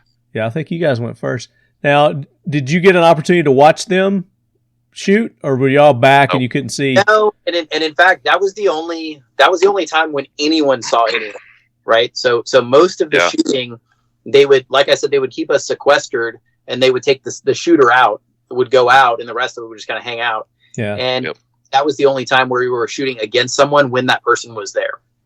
And so Travis and Evan, they were shooting together, but they weren't watching us, and we didn't have the opportunity to watch them shoot either. Now, when you got done, they would not let us. Yeah. Did they keep you separated after you guys got done? They took you somewhere else, and then that way you couldn't talk and tell them about it? Exactly. Yeah. We were told we could not talk about it. Yeah, there's a little gal there that was, I don't even know, she was like our chauffeur, right? And tried to keep us in line. And that's handler. what she said. The handler. If you guys do it, please. They call them wranglers. Talk about how, if you guys could please talk about how you did. Yeah, okay, that's going to happen. So, what'd you hit? Yeah, where'd you aim on that one? How was we actually did pretty good. I mean, we went out to dinner every night, and I was impressed with all of us. We didn't talk about it. I mean, in the sense of how we did in that competition, we did. Yeah. I was impressed with ourselves. We definitely. Oh, so even after the fact, they wouldn't let you guys talk about it after you'd already done it. Yeah, they said, they did not want us talking about it. They wanted the reactions to be genuine, Right. And again, like, I think we were fast friends. Like, it was great hanging out. Like, I mean, to me, the best part of it for me was just hanging out with Travis and Evan and Dania and talking about guns and just chilling and getting to do something that wasn't work, to. Now, did Colby not hang out with you guys? What's that? I said, did Colby not hang out with you guys? One dinner night, you guys come used the on, same man. restaurant. Well, but I mean, at the same time, it's like, we had a level of informality, I would say. Yeah. That would have been different if there would have been somebody from the crew there. That would have been because. Oh, I get it. What about the other guy who hosted? Who was he? And Mark. He was really cool. Like, he seemed like it. Yeah. Yeah, he's a really cool guy. He's so like interesting fact about Mark. Yeah. He was in a band with my sister's boyfriend's mother. Like my older sister was like, "Hey, I know that guy. He was in a band with my boyfriend's mom." No way. And I contacted Mark about it. And he's like, "Oh yeah," and he was sending me all these photos from their back in the day, back in I don't know 70s or something. He was in a band with them. Kind of crazy. Small world. So what is his claim to fame? Is he one of the Mountain Men guys or what? He's a national. So he's a cowboy action shooter. Yeah. Oh, okay. But he's truly a Renaissance man. Like he does motorcycle trips and plays an instrument. And I didn't realize who he was. And when I walked up and started talking to him, we were talking about literature because we got onto some random tangent. And I thought he was like a technical advisor because we started talking about some of the history of the time period and that kind of thing. And then he's like, "Oh, okay. Hey, I'll catch up with you later. I got to go do something over here." And then I'm like, "Oh my gosh, this is one of the hosts." It was such a crazy moment. Yeah. He seemed like he was a really cool dude. Yeah. He was a really cool dude. I was trying to pull up the picture of him. So you guys got the opportunity after you shoot. So you and Dania shot first. You shot first. They take you somewhere else. And then you two guys get up. But you're shooting the same guns, right? So do you know which gun that you got to use from Paul and Dania, Evan? I'm pretty sure that Dania and I had the same rifle. That's why Evan and I shot together. So obviously we can't be shooting the same gun and sharing it back and forth. So yeah, I'm pretty sure that she and I have the same gun, and Evan and Paul shot the same gun in the like Paul said, in the function fire time. Yeah. Where we got to shoot the 3 rounds or whatever. Now, Paul, did it cross your mind to maybe mess with the sights or something after you got done to mess He must have. No, that's no. No, he had to have. In fact, man, that's kind of funny you say that. One of the things I had a hard time with when I was getting interviewed was they asked me a question. They were like, "Hey, how are you going to talk smack about your competitors?" And I'm like, I'm not a smack talking kind of dude. Yeah. I'm more of an encourager, and so it's kind of funny whenever after we had that part of the conversation, I had to for the casting agent had to say do some fake smack talking. And my wife was in the background and she was like, "That was the least convincing thing you've ever done in your life."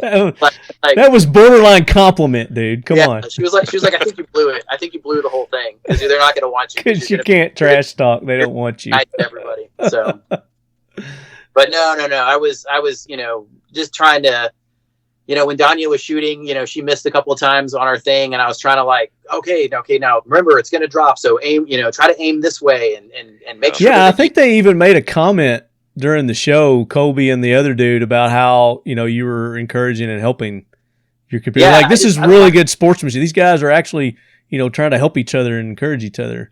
Yeah, Travis was doing the same for me. Yeah.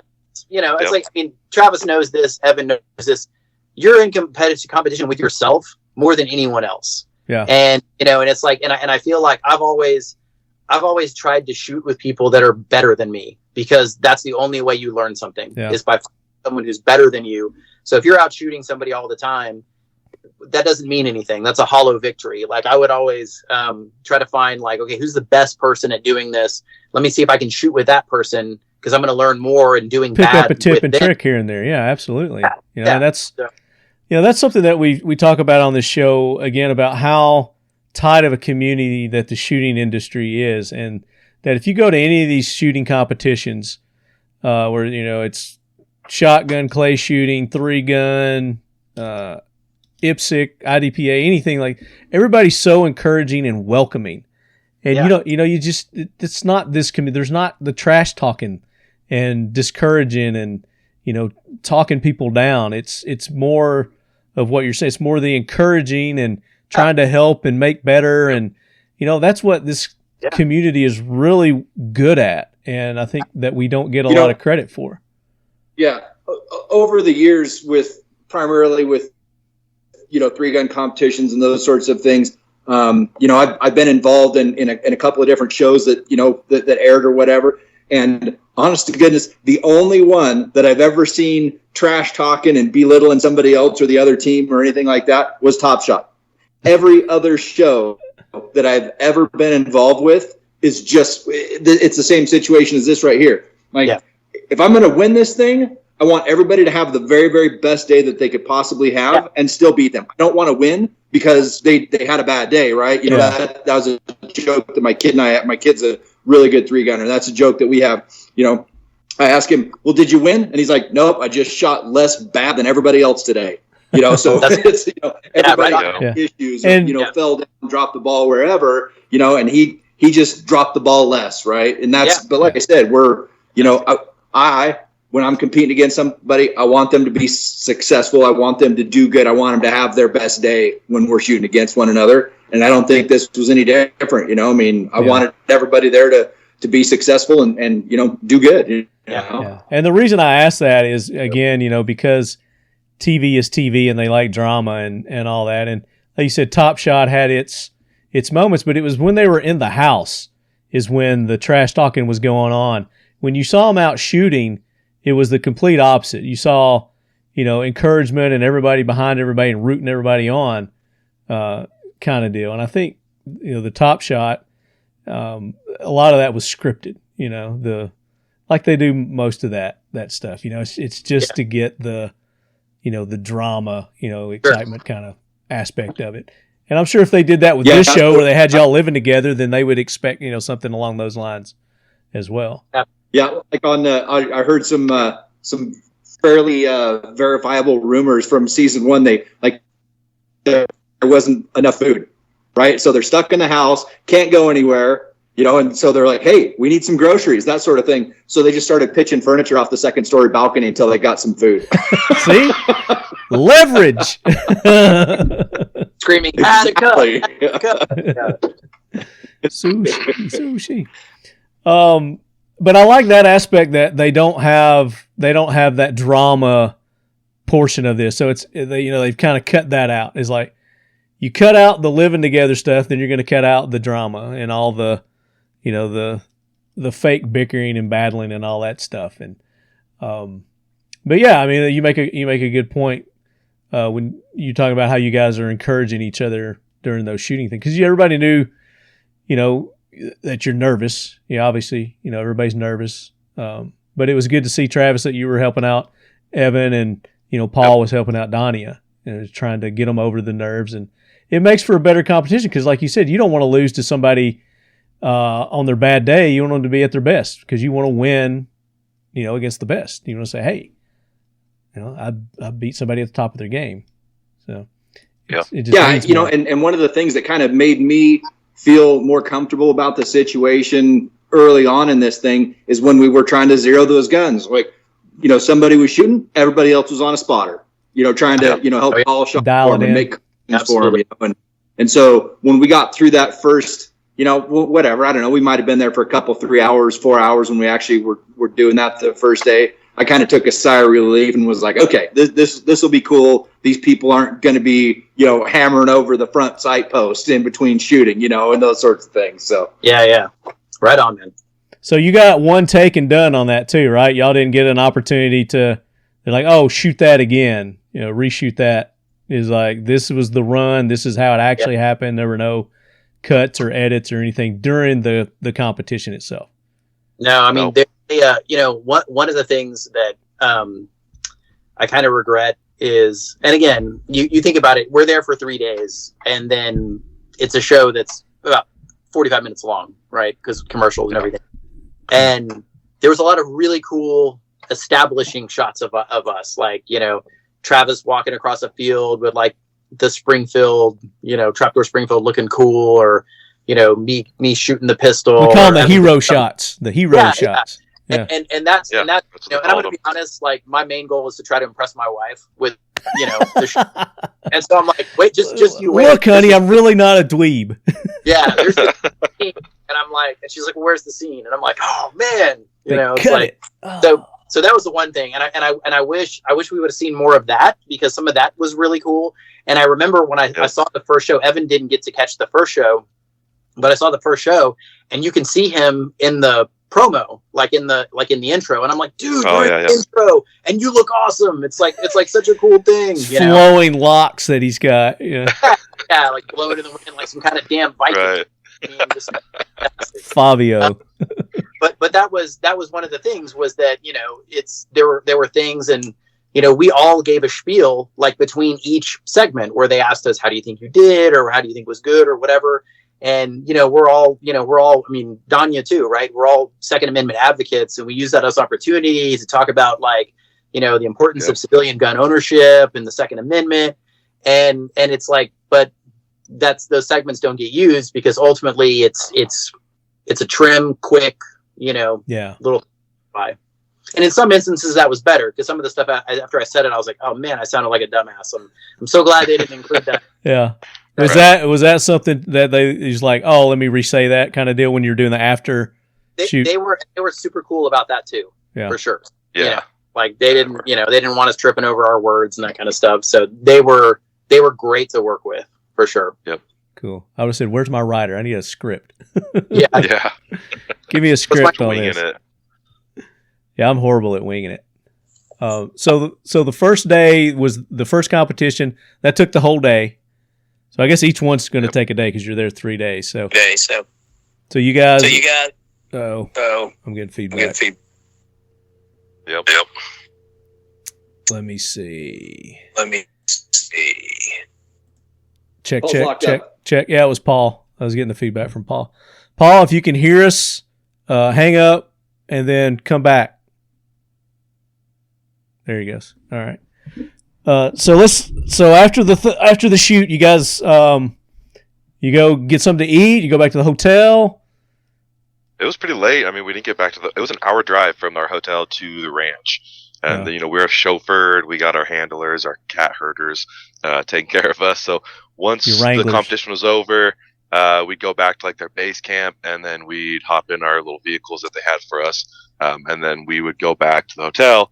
And then so Travis and I both had our vehicles there. So we would drive and go get dinner. And then that was the best part, in my opinion. Dinner with the guys and Dania. So that was a lot of fun. Hanging out with the crew. So y'all drove. You didn't fly into Montana? So I know Paul, you flew, and Dania flew. Yeah. But Travis and I, we both lived pretty close, so it was like a 4.5 hour drive for me. Oh wow! I'd way rather drive than fly. Yeah. Oh, absolutely. Yeah. And in fact, honestly, like I haven't flown on an airplane in 10 years, and that was kind of funny too. Like flying up there, because I was like, I'm pretty sure I'm on the do not fly list. This is like, no, you're not. there's not really any chance they're gonna let me on this plane. And so we flew from San Antonio, which is, I'm in a rural area. San Antonio is the closest big city, to Utah, and then flew from Utah to Butte, Montana on the smallest plane I've ever been on in my life. So that was a treat. That was fun. Yeah. So you guys is everybody in separate cars, or what? I mean, you two drove. They let you drive to set too? No. Oh, okay. No. We each drove separate. Like, so Paul and I cruised with our handler, and then Travis and Dania were in a different vehicle. Got you. So they kept y'all separated even after the shoot. Yep. Gotcha. So that evening, you get back to the hotel, y'all crash, you go back to bed, you get up the next morning. No shenanigans in between. Nope. You're pretty There was no time for it. Yeah. Yeah. So day 2. We didn't get home until an hour and a half after my normal bedtime. So no, there was no shenanigans afterwards. Yeah, you're ready for bed. You're like, Yeah. So you guys, next morning you get up, and it's time to go to the range again for competition number 2. So talk about what this competition is, what it involves. So, well, actually, we went out there, and I think we did some more filming, like B-roll stuff of the first challenge, I think, because we didn't actually shoot the second challenge until like 4:00. Oh, wow. The second day. So we were doing a bunch of other stuff, and the prop guys were building the targetry and, and all the stuff on it. And we had to, talk with Mark and Colby about the Tumplin lines and, do all of that filming and all that sort of stuff, which was, 30 seconds and took about 45 minutes kind of a deal. So, we did, I would have liked to have, showed up there and gone to the range and done the next challenge, but that's not how it works. Not how it worked. All right. So you got some B-roll footage, did some more of the outtake kind of stuff. Did they give you any preparation for this next one at all? Any kind of warning? Because it was a little more involved. The only just that we're going to get wet. Yeah, exactly. I was going to say that was the only warning we got, was that we were going to get wet, and if we didn't want to get our shoes wet, that they'd have to get us some shoes we could get wet. Did anybody opt for their shoes? Well, not like for me. I'm wearing hiking boots, so I'm like, I don't want to get those wet and then spend the next 3 weeks dealing with whatever foot fungus I get from that. So I'm like, no, it's good. I'll take the Walmart shoes and we'll make that work. Is that what they use, or just some cheap Walmart shoes? Oh, yeah. I wore the shoes like my grandpa would have worn, like mowing his lawn, like those kind of shoes. When it came to that scene, I was like, I'm going to see, like, can you really tell that I'm wearing grandpa shoes while this is going on? Did you wear the black socks up over your calves too? Oh, absolutely. I had the sock keepers. Yeah. Everything's legit. Yeah. That's awesome. So this next challenge, it involved you having to cross a creek. You had to go find a backpack or something. It's a raging river. I'm sorry, it's a raging river. Not a creek. Not a creek. Yeah. You traverse the raging river to the Badland forest area, full of snakes and dangerous critters, to find your backpack. And then you have to haul this backpack. Am I right? Was it a backpack? It was supposed to be like a bundle of furs. So it was basically you're like a trapper. Like cotton, bundle of weight. Yeah. How much did that weigh? Not much. 10 pounds, maybe, something like that. 10, 15 pounds. Just enough so it didn't bounce, because they didn't want it to be, bouncing around and everything. Yeah. And then you had to traverse the river again to a steep, muddy, mudslide wall. I'm trying to make it sound. Riverbank. Good. Yeah. Lay it on. You're the writer now. I am not a writer. I'm a bullshitter. And then you make it up, and then you get to your rifle, which this stage you're shooting a. This was the 1866 Winchester. The 1866 Winchester. Okay. Yeah. And I would say too, just something to add. Talk about like not wanting to look like a dumbass. This was the most important moment for that, because literally it's a thin water, not deep, rocks covered with algae. So this is the point I was the most focused during the entire filming on not falling and becoming the guy that falls in the water. And so I remember you talking about that a bunch. Like, I do not want to slip. Like, I don't want to be that guy. And so I'm literally like, I'm like old man shuffling, and then the director's yelling at me saying, "Go faster!" And I'm like, "This is as fast as I go. This is top speed, baby. This is my top speed. This is why I have guns, so I don't have to run fast. Like, come on, get me a 4-wheeler." Yeah. Oh yeah. So you make it to the top. The rifle's there. You have to load it. Yep. It's unloaded. And then once you get it loaded, there are these targets that are released after 1 minute, I think. So even if you've not made it up or got your gun loaded, these targets are going to get released, and they're going to start flowing down stream. And then you've got so much time to put a bullet in each one of those. And was there 5 targets? Yeah, 5 targets. Yep. Yeah, there were 5 targets. And then I guess the closer to the bullseye you got, the more points you got. Something along those lines. I believe it was. Exactly. Yeah, you got it. Yeah, so you had elevated heart rate. They got your heart rate up, and then you had moving targets that you had to shoot. And from what I recall, I think everybody did really well on that stage. Yeah, Dania got points, but she struggled. I think 2 or 3 of the targets actually got past her before she was able to shoot. Yeah. And we were all having that conversation, whatever it was in the 10 minutes between where we found out what we were doing to where the first person, and Paul, you went first, didn't you? Yeah, I think I went first on that one. Yeah. In that 10 minutes, we start having the conversation about, how fast are the blocks going to be traveling? How long is it going to take you to get up the hill? And, we start devising plans. Well, I'm only going to load 2 rounds and shoot. That way, at least I get some points on there. Then I'll load 2 more rounds if I got time and shoot again. And then I'll load the 5th one and shoot the last one. And, something that my wife was asking me about was, how come some people are running up the river and some people aren't? Well, because they didn't start your time until you cross the river back to go up the little steep thing. Right. Yeah. So I'm not going to get my heart rate up and be, wheezing like a fat kid chasing a donut. Well, I got to go up there and I only need to run for 8 yards, Dude, But, exactly. So even though the producer's yelling at me to run, yeah. Well, no, Travis, man. I mean, it was I was just I just don't want to be the guy that falls. That was my main thing. I don't want to be the one that falls in the water. That's going to be my focus. If I hit targets, that's great. But number one, I'm not going to be the guy that slips and falls in the water. Now, somebody had trouble finding the furs, I remember. Yeah, Dania. Was it Dania? Dania had trouble finding. Yeah, they made it seem like it was that's why she only was able to hit a few of the targets. But from what I recall, it was her ear and eye pro were moved around, and that's why she was not able to hit them. I don't know if you guys remember that. Oh, yeah, that's right. I remember her saying that. Yeah, it was... Well, I know she ran out of time. She got up there slower than the rest because she couldn't find her furs.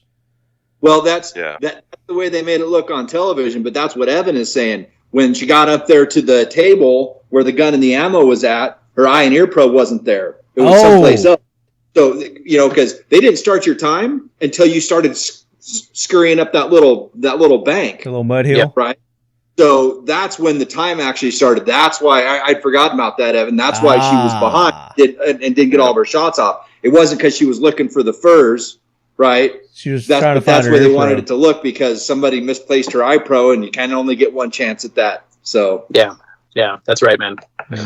I mean, that was the thing. Like at the end of the day, it's I feel like I had a great time hanging out with Travis and Evan and Dania. It was such a cool experience, such a neat experience. But I kept having to remind myself, it's a show, and they're going to make the show look the way that they want to make the show look. Oh yeah, right. And that and just hopefully I'm not going to fall in the water. That would have just been the best. That was my minimum success metric, right? That would have been best if somebody had fallen. Yeah, maybe I should have done it. Oh well. I mean that. Well, and Paul, you're exactly right. And that was I had to have a serious mind shift change as well, because I'm kind of, what they call a range lawyer. So at a competition, I'm going to do everything I can to make sure I'm playing within the rules and skating every single one of them that I possibly can. Yeah. Where, then I can go, if things don't go my way, there's things that I can say and do nope, this is within the rules and blah, blah, blah. Yeah. And Donnie would have had a perfect reason there to get, reshoot because things weren't right. But, me, I had to, like I said, to change my way of thinking. It is what it is. And there's no appealing. There's no going back and getting a do-over. Yep. It's going to be the way it's going to be. So you better make the best of it. Yeah, no, you're right. And Travis, one of the things that Travis brought up that I didn't even think about was we're not checking our targets, right? So we're shooting, and all of us are we're good enough shooters that we know where bullets are going and we know where things are hitting and that kind of stuff. But I remember on that specific obstacle or that specific challenge, I shot through, and I remember watching this happen real clearly. Ricochet. I hit a bullseye, but it went through the target and hit the water behind it. And I remember thinking, well, gosh, if they pick that target up, they could choose to count the bullseye, or they could choose to count wherever it came through on the back of the target. And I was like, and like Travis said, it's a show. They want to do what they want to do for the sake of the show. And, I appreciate that. Well, they could, and from watching the show, I could see where you guys were hitting with your targets too. So, that would be hard for them to magic that one, but. Oh yeah. Yeah. And again, I think everything was on the up and up, but it was anything that happened was just, I don't know, it just maybe unfortunate circumstances. But I remember thinking that it's like, that's interesting. And I never really thought about that until you said it, Travis, that it's like, oh yeah, that's true. Like, I'm not like someone saying, okay, look, you shot here. Okay. Yeah, I did shoot there, or hey, this is your shot or whatever. So yeah. And that's what, we never saw any of the targets that we shot ever. We never, they didn't ever say, oh, okay, well, here's your target. Do you agree with the score or whatever? We never saw them. Oh, after you shot them, you just, boom, took their word for it. Yeah. And having been on a show similar to this in the past where I know that they were doing shady crap, that was my mindset. What show were you on before? What's that? Which show were you on before? Hang on. What was the name of it? I got to ask my wife. It was that popular, huh? The Right Stuff. Yeah. It was called The Right Stuff. And I was on it with a dude named Jimmy and Chance. And then there was one other guy named Ben that we were on it. And it was freaking awful. What channel was this on or station? I'm trying to say it was on Versus. It might still be on one of the YouTubes or something like that. But I mean, like I said, it was shady as heck. Yeah. And it was a shooting competition. Yep. Okay. Yeah, playing for a Dodge truck. Well, that's some real stakes right there too, baby. Yeah. Exactly. And when it finally came down to it, I think I was second. I was first loser. You're first loser. But yeah, like last said, runner up. They're sabotaging guns and just doing swirly stuff. And same thing, they wouldn't let you see your time, and so going into this one here, it was kind of like, it is what it is. I'm here for a good time, not a long time. I guess that's the good attitude to go in there with. Is like, I have an opportunity to be on the History Channel, for one. Absolutely. Very, very respectable TV show, and I mean, Colby Donaldson, come on, son. You tell I got a man crush on Colby. That's hilarious. It's the grill. It's the voice. I like his. I love his voice. I think one of my highlights from the show is when they did like the segment where they were kind of talking about my background, and they showed that picture of me and my dad at a rendezvous like 15 years ago or whatever. Yep. My mom looked at my dad, and right, because we watched it together, like as a family. My mom looked at my dad and she goes, "Look, how do you like that? Paul's on the History Channel, and you find a way to weasel in on Leave it to mom to make you feel like crap." Oh yeah. Jeez. All right. So we didn't talk about that. Who won the first competition? So day one, that shooting the jars. Paul did. I think that was me. Paul won that one. Okay. Really So going into day two, Paul's got the lead. I think Travis is second, Evans in third, and Dania's in fourth place. So you guys are doing this. Everybody has their run on it. Dania has an issue with her stuff, as you mentioned. But shooting the rifle itself, what were your opinions on the Winchester? I liked it. Personally, go ahead, Evan. So I know you didn't get a lot of time with them, but the short time you had with them. Yeah, so it was. I found that one to be one of the more fun out of the three. Because they tell you to walk. They told me at least to walk through the water with a purpose. So that's what I did. And then once I got up that hill, loaded it, I felt really confident. Hit them all bullseye except that last one. And the last one I had a little bit of time, and I felt really comfortable with that rifle. And I was waiting for the right shot. And as soon as I pulled the trigger, the target moved in the water. They made it look like when I hit the target, it moved, but at least in my mind, it looked like it moved right before I pulled the shot. But I actually really enjoyed shooting that lever action. Was just like, I don't know, felt really good, felt solid. Yeah, there's something about a pistol caliber lever action, cowboy gun, right? Mm-hmm. That's just fun to shoot. Oh yeah, smooth. It's like butter. Yeah, and I'm sure that I don't think that gun was just worn out. I think it was probably worked over. You know, a lot of those cowboy action guns that they use for, cowboy action matches and those sorts of things. I mean, you're running those levers with two fingers. Oh, I mean, they're super, super nice. And this one, I've only dinked around with a couple of them, but this one felt like it was in pretty good shape as well. And, one of the things, that I remember about is I got done shooting and and I had lots of time. And I thought to myself, I sure wish I would have slowed down and enjoyed that a little bit more, because I do this a bunch. I get to shoot these cool guns, and like the experience is over, and I'm always trying to go fast and never get to slow down and kind of enjoy it, so to speak. Yeah, that's one of the things that disappoints me, and I guess I would be disappointed if I were in your guys' shoes too, is that not getting more time with those iconic firearms, as Colby would say.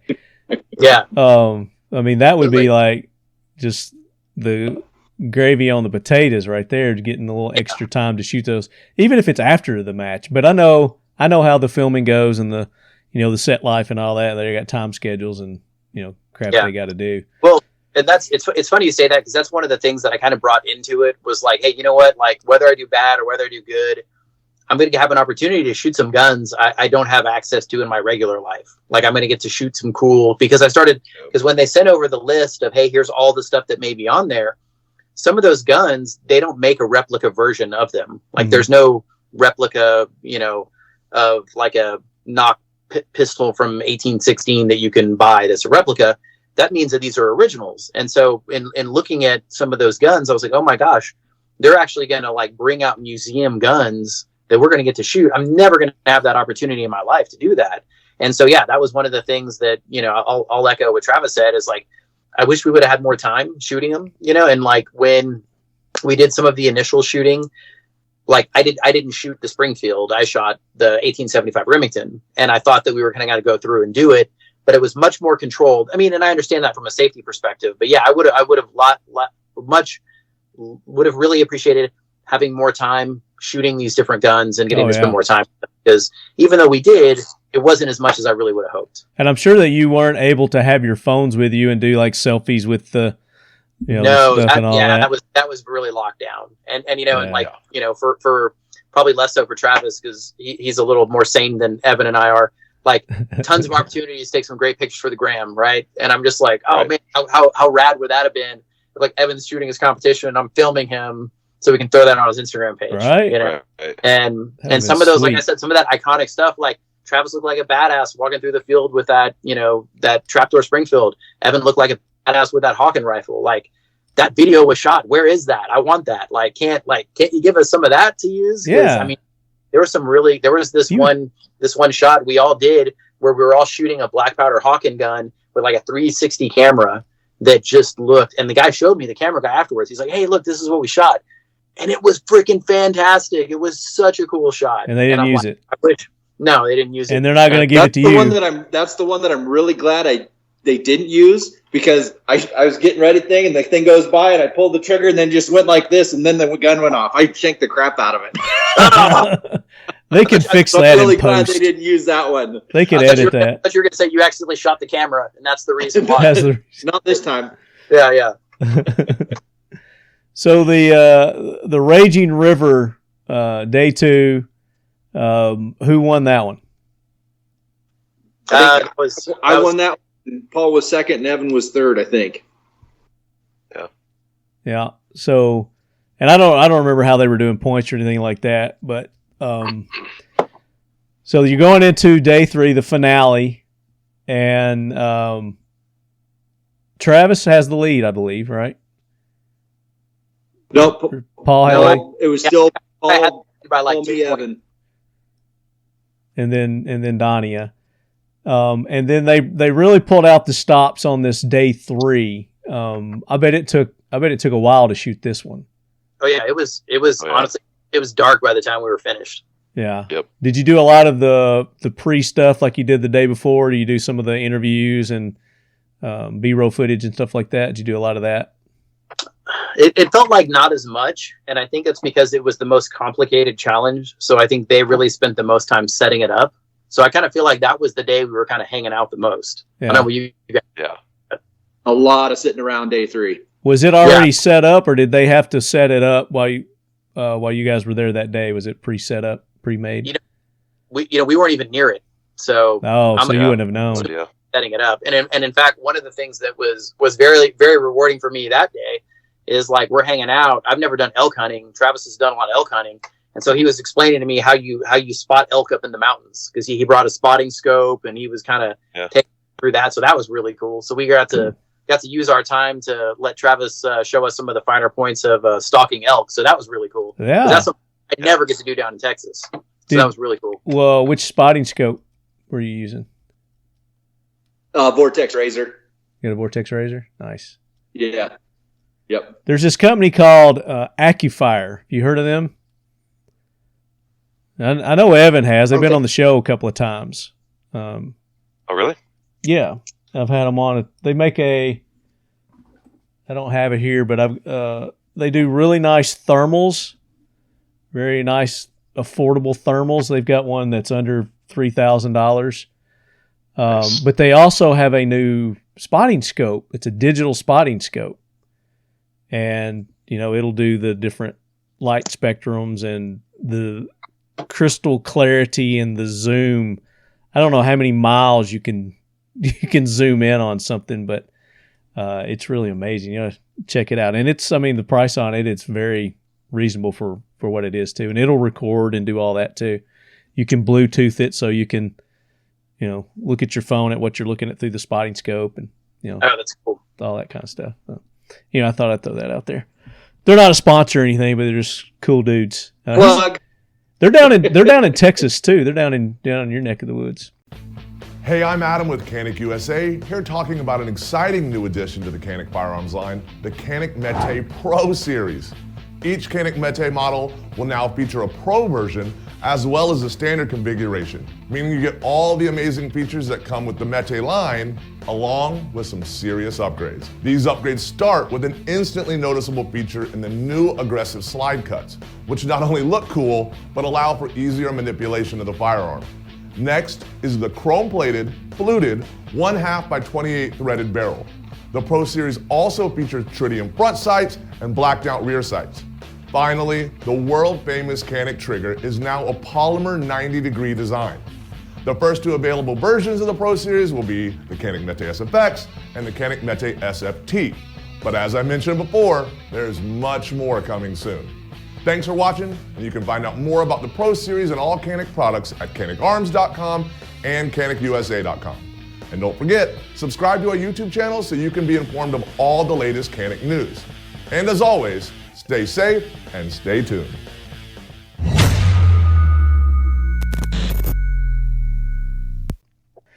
So this next competition, the set that they've got, it's like a giant swing, kind of basket swing. So you're in this, I don't even know how to describe it. It's a big giant. They called it a gondola, and I think that was probably a good. Like a gondola, like a ski. Like a hot air balloon basket. Yeah, there you go. Perfect. Exactly. Yeah, there you go. Perfect. And it's swinging over this drop, this hill, and then there's a target down below. So it's as when you're on the upswing, it's going to cover the target up. So you got to time your shot where you're on the backswing, or right when you're up on your only on the upswing. Only on the upswing. So when you're back, you can't see it. It's only when it comes up to the coming full forward and kind of see over the hill. So yeah, it's really neat how they engineered all that. Yeah. Almost like tragic that they built all that just for that moment, because it was a lot of work. You could tell. It was like a Lincoln log something. Yeah, it looked like they had the mountain men out there that put it together. Yeah, exactly. With their axes, and they just chopped the trees. But you had how many shots at that? Was it 3? It was 2 with the pistol and then 2 with a rifle. Oh, that's right. Yeah. So this was a dual gun competition. Yep. So talk about the guns that were used. Yeah. You want to take that one, Paul? Oh, okay. It's all you. So the pistol was a Colt 1873 single action army, 7.5-inch barrels. It's kind of the cavalry model. Very comfortable handgun to shoot. Probably, I feel like one of the best balanced of the single action army series. So that was the first one we got to shoot. We got to shoot that. Same thing. They let go. You rise up, shoot, go back, rise up and shoot again. If you shot a third time, like if it went up a third time you shot, they would disqualify you. So they were very serious about you're only shooting twice, like no matter what. They did give us a practice shot though, just to get a sense of like, how the thing moved. And or did we I can't remember. We got to practice. We just got to ride the stupid. Oh, that's thing. right. We got to ride. They gave us a ride. We got to feel what it felt like. Okay. For the second one, it was also with the 1866 Winchester Rifle. So the same one we used for the river competition. Yeah. The yellow boy. Right? Good old yeller boy. There's some Colby for you. So 4 shots is what you got on this next deck. 2 with the pistol, 2 with the rifle. Yep. Did you get to choose the order in that you shot them, or was it you had to go pistol first then rifle, or pistol first then rifle? I mean, that's what I did. I don't know if you guys did the same thing. And yeah, remind me, did they stop after the pistol and then you did the rifle or reset for the rifle, or did you? Yeah, it was 2 separate. So they would pull you all the way back, let you go, and then you do your 2 shots, and then switch out. Switch it out. Okay, I got you. And I think, did Dania go first on that one? No, Evan went first. I went first on that one. Yeah, Evan went first on this one, and this is where I'm like, oh yeah, he's going to make up some ground here. Yeah, almost got it. You did. You almost got it. Talk about your experience on that shoot. So that was, I mean, there was nothing I could do to prepare myself for it. I did everything I could. I put my toes in the corners of the basket, had my knees pressed up on it. We had like a safety belt in it. You know, safety was paramount for those guys. And when it released I had the pistol first, I was not expecting the jolt and the jerking momentum of that basket. I mean, I think it threw all of us off. Oh yeah. And it was tough, but with the rifle, it was a little bit easier, you know, a little bit more accurate with that. But yeah, that pistol shot was tough, man. And did they limit you on the amount of swing? I know they limited you on your shots, but did they limit your swings? How many swings? Well, it only had so much momentum, and like Paul said, you only had to the second swing to shoot. So you have to get your first shot off on the first swing, and then that second swing is when you take your second shot. Okay. So basically what they had is you get in the basket, they hook it up to a little winch, they pull you back there, and the winch has got like a little ripcord on it. So I hope they pulled everybody back to the same spot, right? Like, are you ready? Yeah, I'm ready. Pull the ripcord, and like the first time you swing out, you got to shoot there, and then you swing back, and the second time you swing out, you got to shoot again. Those are the only 2 swings that you got that counted. And so they would take and stop the thing, give away the pistol, get the rifle out, winch you back up. Are you ready? Yeah. Pull the ripcord, and away you go, and do the same thing again. So I think it was equitable for everybody. It was just freaking stupid. I hate to say that, you know, like it was a good, you know, and I've done this thing, you know, similar junk like this at a shooting competition.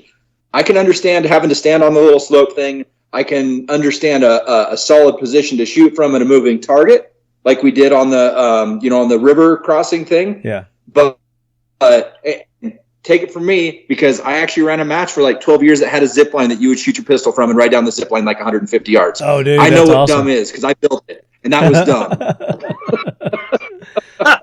I like it. That's good. That you need to send that. That needs to be one of the shooting competitions. Zip line, baby. Oh yeah. Yeah. I think they actually did that on Top Shot one time. Okay, so the guy that was the host on that episode, the guest host, shot my match. The first place he saw that was at my match. You know how they have guest hosts come in. Yeah. So like Taryn Butler was in there. Mm-hmm. And the dude that was that weekend, you know, that episode was a guy named Matt Burkett. Who was a great 3-gunner, and he saw that at my match, and then like, hey, Top Shot, you need to do this, and that's where they got the idea. Stole your idea, sons of bitches. Yeah. I've had Taryn on the show. I'm sure it was just as stupid for all of them as it was for me. It looked cool. It looked fun. Yeah. As did the one on the Ultimate Marksman. I mean, it looked fun. But again, you know, you guys got the time limit and the rules, and you didn't really get to enjoy it. I understand that. Yeah. But it was definitely different. I mean, I've never done anything like that before, for sure. And it was fun. It was interesting. It was like Travis said, I'm used to shooting with my feet firmly on the ground, so that was definitely a new experience for me. And going into this, y'all had no idea about the points. You didn't know who was ahead or anything like that, right? No, they did a recap. They did each day? Yeah. Oh, yeah. Yep. Yeah, and that came through in the show. Like, you can see they talk about the points and there's a reaction, and then it's like, okay, well, you're 2 points ahead of this guy or whatever it is. So yeah. So they for sure. So going into it, Evan, you knew you were behind. You had to do some catch up. Yep. You two knew that y'all were kind of neck and neck. You were real close. Yep. The heat was on. I hate to leave Donica out of this, or Dania. Is it Dania or Donica? Dania. But she's not here to talk about it, so she should have been here. Right. I would love to hear her perspective, though. Yeah, with that being said, did you guys? I don't know if you've watched the knife episode or not. Not I yet. just watched it last night. So one of the contestants on there didn't have enough. Like, he was mathematically eliminated and didn't even get to do the last contest. Oh, damn! So at least all Really? four of us went into the last contest. So that was good. Oh my gosh. Oh, they should have at least let him compete. Come on. Interesting. Yeah, really. Wonder how that happened. Mathematically disqualified. Yeah, That's interesting. Well, No, he just wasn't. He just wasn't very good. Yeah. It was that's the tough nerves. too, man, because I imagine like throwing knives. I mean, that is 100% dependent on your environment that you're in. If you're in a weird environment, like I'd say, I'm fairly good at throwing knives. I've thrown them since I was a little kid. But if I had to throw down a hill or up a hill or across it, man, I gotta watch it. It looks like it'd be a pretty good one. Yeah, I bet that's really interesting to see. So I've done enough knife and hatchet throwing just to be dangerous, right? To understand the concepts. And in fact, that other stupid show that I was on, we did that. We threw knives and hatchets. So I understand what it's all about, right? You're going to watch it, Paul, and you'll be like, I should have done that one. I could have gone and smoked everybody. Why didn't they put me on that episode? You'll be entertained. Oh man, I'll check it out for sure. I can't wait to take a look at that. Yeah. So going into it, you guys kind of know the score. You know what you got to do. Pressure's on. Evan's just ever so close. I mean, he's right there. He's got enough to win it at this point if you two screw up. Yeah, that's what I was hoping for. But guess what? Guess what? They don't screw up. Screw up enough Damn for it. you. So who went second? Gosh, I can't even remember. I think I might have gone last, if I'm not mistaken. Yeah, one. Yeah, you did. I think Travis. I think you went before me. I think Dania went first, then Evan, then Travis, then me. no. Yeah, I think Evan went first. Evan went first, and then Dania, and then you two went. Oh yeah. Okay. Yeah. So, and I guess during the shooting, you don't know. They don't talk about the score or anything during the shooting, so you have no idea how Evan did, how the other competitors did. Yeah. So, but you know who went first, who went second, who went third. You know all that. So it gets down to you two and your shooting. So, Paul, talk about your experience on the gondola. Yeah. Oh, absolutely. So, like we talked about, we had a practice run where we got to see how it felt, and I got a real sense in that I wanted to. It's kind of funny, Evan. I did exactly what you did. I had my toes wedged in the corner, my knees up against the thing, kind of leaning against the safety brace, and had a couple of really good shots with a pistol. In fact, one of the shots I was like, I know I hit a bullseye because I felt like it was right on, everything was good, but the target didn't explode, and I was like, well, I guess I must have missed, and I was trying to figure out you're doing the thing where you're in one view, you're shooting, and then in the next view, I'm trying to see where I hit the previous one, and then also shoot, at the same time, because I'm so curious to figure it out or whatever. And I found out later that it did hit the bullseye. It just didn't go off for some reason, because they had a little pressure plate that was supposed to go off and make a fire or whatever. So that was kind of anticlimactic. That was a bummer because that would have been really cool to get to see that. So I felt like I did pretty good on the pistol. Felt really solid about that. And then it came time for the rifle. And I'm a better rifle shot than I'm a pistol shot, right? And so I was like, dude, I got it. This is gonna be great. So they pull me back up in the gondola, and a dune buggy starts driving across the field on the right side of where the production is. Just out of nowhere, huh? Out of nowhere, right? It's like this thing's driving, and he stops right in the middle of the field to watch the spectacle, right? Because of course they want to see, what's going on and everything. And so I'm up in that gondola and I'm there and I'm like hanging and I'm hanging. And man, I must have been up there for like 5 minutes, just like hanging like in the semi upside down position. And I finally got to the point where I was like, you know what, I should probably say something like, you guys need to lower me down and then reset, because I feel like I've been up here too long. This is like, because I'm having to readjust and, have the great position that, Evan was talking about and having to readjust. And so finally they're like, okay, now go. And so when they go, and you can totally see this on the show, I'm completely off balance when the thing comes down. Yeah. Because I've been waiting up in this thing for 5 minutes for this stupid, dune buggy guy to get out of the way or whatever. And so by the time I finally get down, I'm like completely thrown off. And then I go up and then I miss the first opportunity. And I'm like, well, that's that. Like, so I come back up again, get a great shot on the second shot, and then just snap fire. And I think you can see this in the show where I shoot and then shoot again real quick. And all I was trying to do at that point was just trying to catch the top of that target to try to get something before it drops down again. Because like I said, if you take a third, if you try to take a shot in any of the other spots, you can't see it or whatever. And so at that point I knew I'd whiffed it, because if I couldn't get a solid first hit, then that was that. And you can see that in the show. And it's kind of funny because like I can't even tell you all the people who've reached out to me and they said, why did yours move differently than the other people? Because they watched everyone else's go forward and they saw mine like jerk to the side or whatever it was. And they were like, why was that? Did they, and they were like, oh, did they push you or did they do something to try to mess it up? And I was like, no, it wasn't that. It was just bad circumstances. It was me being off balance because of the thing. But yeah, it's like so the second I missed that first opportunity, I was like, yeah, that's it. I'm out at this point. So that was a bummer. But yeah, I think like other than that, so you're thinking that blew it for you. You're just like, yeah, that blew it, and with that exception, like I shot great the whole rest of the show. I hit all the targets on the first one, did great on the second one. Yeah.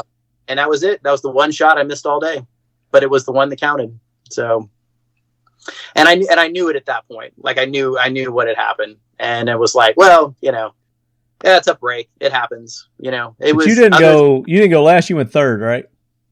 Or what's that? Did you go last or did you go third? No, I went last. You were last. Okay.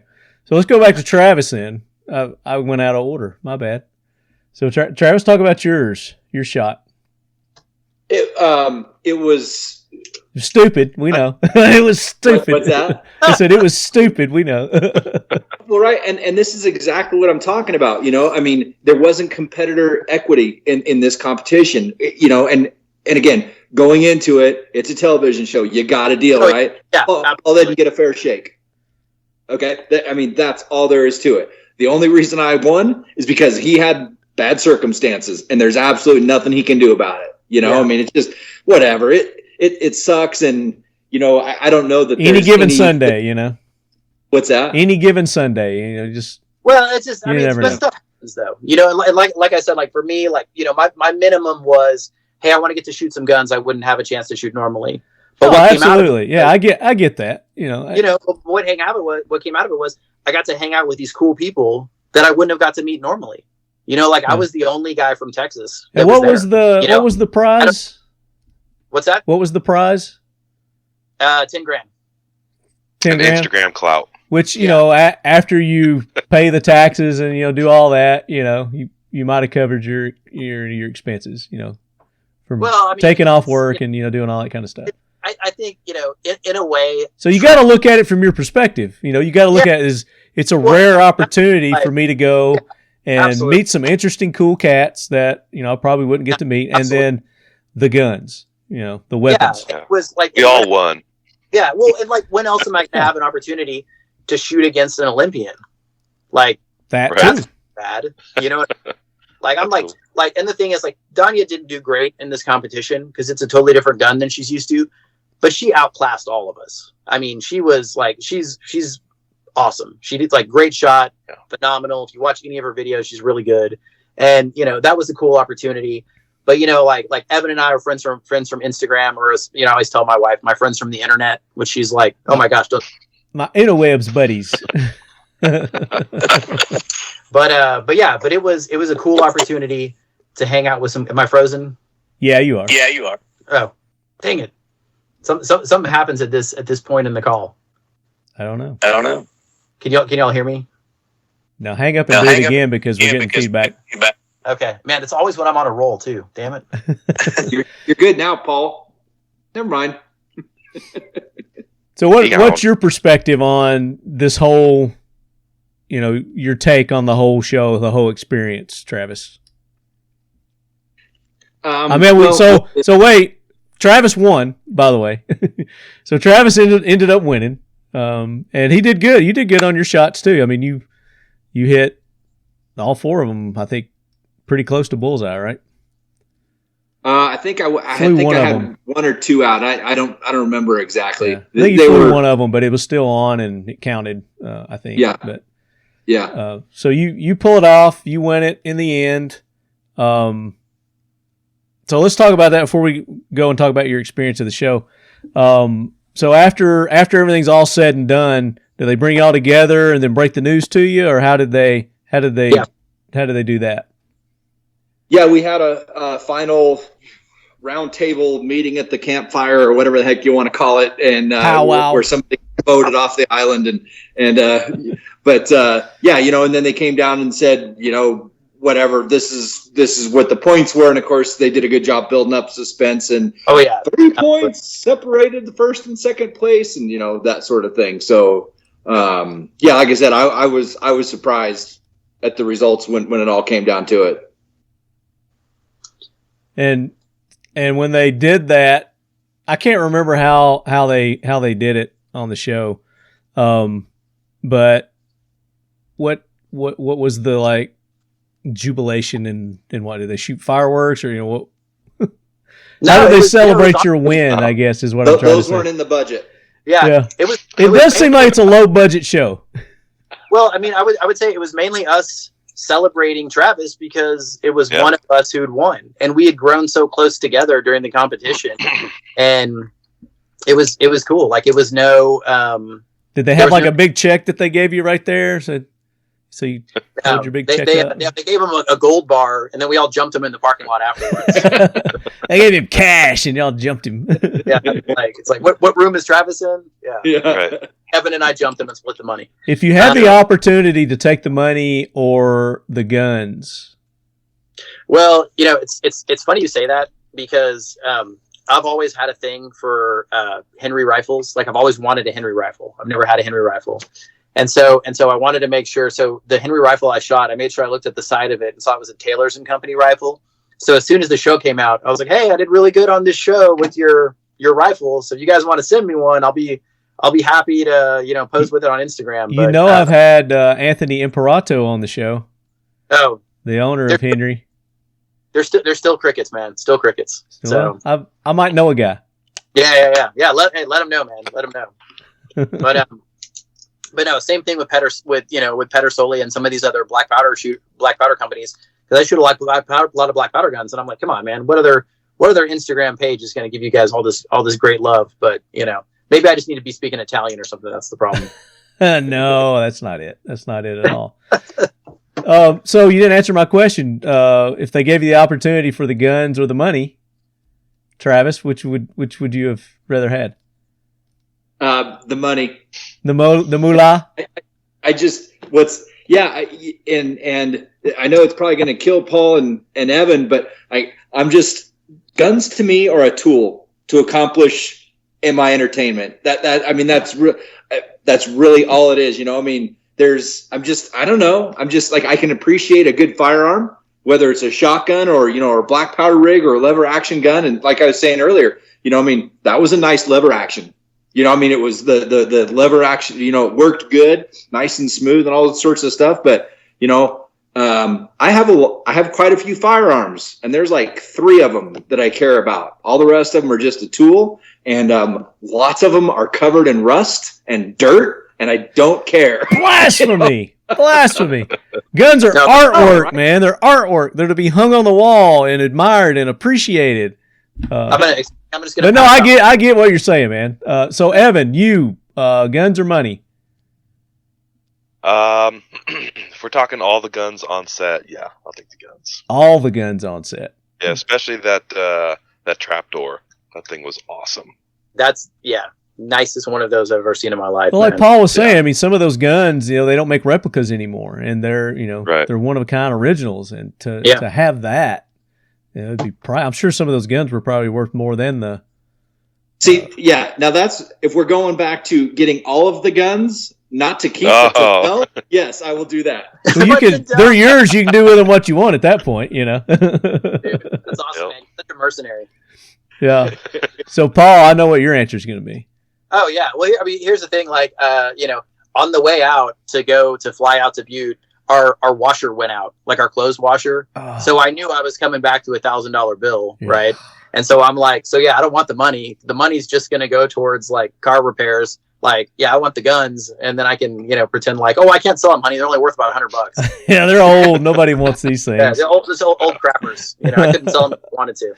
Yeah, we'll get on, was that eBay store and get us a new washer. Yeah, exactly. Oh, man. So it seems like all y'all had a really good time, regardless. I mean, it's just the experience itself. So the experience itself, let's go to that topic. And Evan, talk about your just overall experience with this from beginning to end. Going into it, kind of your expectations and what you walked away with. Yeah. So I was extremely nervous going into it. I mean, first of all, I had no idea if it was legit or not. After I found out it was real, I was extremely nervous about actually winning, and performing well at the competition. So after that first competition, after I pretty much like totally tanked it, I just had a little conversation with myself and was like, you know what? You just got to enjoy the experience. Travis kept saying, you're here for a good time, not a long time. And that really resonated with me. And after that first day, that's when I really just started enjoying myself and having fun, and not worrying so much about winning, and just concentrating on, the experience. I mean, who gets to say they were on the History Channel and they got to see all the behind the scenes? They got to compete on national TV. I mean, that opportunity. And you got to meet Colby Donaldson. Yeah, that one too. Iconic. Reality television. Iconic. Yeah. Right. The iconic host of iconic TV shows, Colby Davidson. Beyond what I've ever would have imagined, just starting this whole Instagram and YouTube thing. I started it last year in January, and I would have never guessed that I'd be on the History Channel because of that. So, well, I've been doing it for 10 years, and I've never been on the History Channel. So, you're doing something right next year. It's the mullet, dude. It's all about the mullet. Dude, have you not seen my old pictures? No, I haven't. I'll have to check those out. Dude, my hair's longer than yours. I'm growing it back. I got it covered up right now, but I'm growing it back. You inspired me. All right, let's see it. I donate mine though, so I'll grow it out, cut it, donate it, grow it out, cut it, donate it again. But I gotta say, I watched it. I watched you. I was very proud of you. I was nervous for you on that first one because I could tell that you were nervous.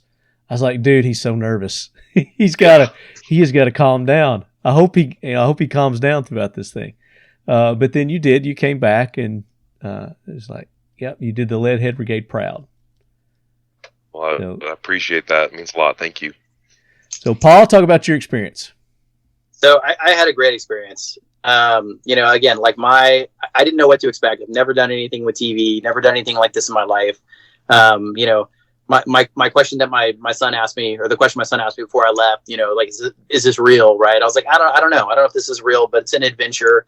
And, honestly, it hit me at a time I wasn't having a great time at work at that time. And it was a really cool escape. And it was a really good comma on a lot of stuff that I was dealing with, in my regular life. And so getting to travel, getting to go there, that was a really cool experience. At the end of the day, getting to shoot a lot of cool guns I didn't have access to, and just getting to hang out with great people. I think, Travis was awesome. Evan was awesome. Dania was cool. Like, it was just really cool hanging out with people who are enthusiasts the same way I'm an enthusiast. We're not all into the exact same things, but we're all firearms enthusiasts. We're all Second Amendment enthusiasts. We're all like, you're on the same page. Well, I'm sorry, say that again. I said you're all on the same page. We're all on the same page. We're all on the same page politically. I mean, that was that was what was really cool, was getting to have really heartfelt conversations with people that are in your milieu. Like, that's something I don't get access to a lot. And so that part was very important to me. And I told myself before anything happened, whatever happened, what I wanted to come across from the show was me being a good sportsman, not me being the best at whatever it is. Because like Travis said and Evan said, it's, you know, at the end of the day, it's a TV show, and it needs to be, that goal is different than what our goals probably were being on the show. Yeah. Right. And you can see that a lot of our stuff was cut short. You know, we didn't get an opportunity to have sort of like the platform I think maybe we thought we were going to have. But at the same time, like, the real cool part about it for me is I got to meet these great people. I got to spend time with them, take time out of my regular life. That's really hectic. Kind of an escape, an escape, and just to go to a beautiful place and shoot guns. And so, you know, everything that happened, I kind of took with a grain of salt that was there. You know, the crew were nice to work with. Colby was really nice. You know, he's a Texas guy. I'm a Texas guy. He has goats. I have goats. So we talked about like goat raising stuff, which was kind of fun, kind of surreal to be talking with like a TV star about like goat raising theories and stuff. Of course, I have 5 goats. He has like 100 goats. So it's a totally different scale. Yeah. But no, it was cool. It was a great experience. And it was one of those things that, like, even driving in the car with Evan and, you know, the person who's our handler, listening to different music that I don't get to listen to differently, you know, and like my singing. Yeah, dude. And Evan's a great singer. And it's just like, I mean, it was like, that's why you're having a problem. That's why your gun stuff is secondary to your singing career that just hasn't blossomed yet. You know, you got to pick one or the other, man. You can't do them both. Yeah. Right. I mean, this is like a, you know, I mean, you're in Tennessee, you're in Nashville. Come on. Oh, I can hook a brother up. I know people. Right. I mean, there's got to be something, right? I know some people. No, it was great. I have no complaints. It was awesome. It was a good experience. You know, Evan, Travis, and Dania, we have a chat, you know, and during the show we're, you know, oh my gosh, that was funny, or oh, that was cool. Just encouraging each other. You know, it was a great time. Yeah. And, you know, we kind of talked about that earlier about this industry, how encouraging and welcoming that they are. Now, I got to ask you, because I was on a set about the same time I guess you guys were filming this. I was working on another TV project, and I was surprised that the COVID police are still as strong as they are on these movie and TV sets. Was it that way on this set? Did you have like a COVID official person that was going around and you had to get tested every day and you had to wear a mask? Oh, actually, yeah, they were testing the crew every day. Yeah, like giving them the forehead temp gauge. Yeah, but we did have to get tested before we went up there. Yeah, and I think it was really interesting because, and I mean, I think for this audience, this is probably okay to say, but like, we 4 were the most conservative people on that set, right? And I think that like all of us, like you 5, Colby's pretty conservative too, isn't he? Okay. And that other guy, I guarantee he is. Yeah.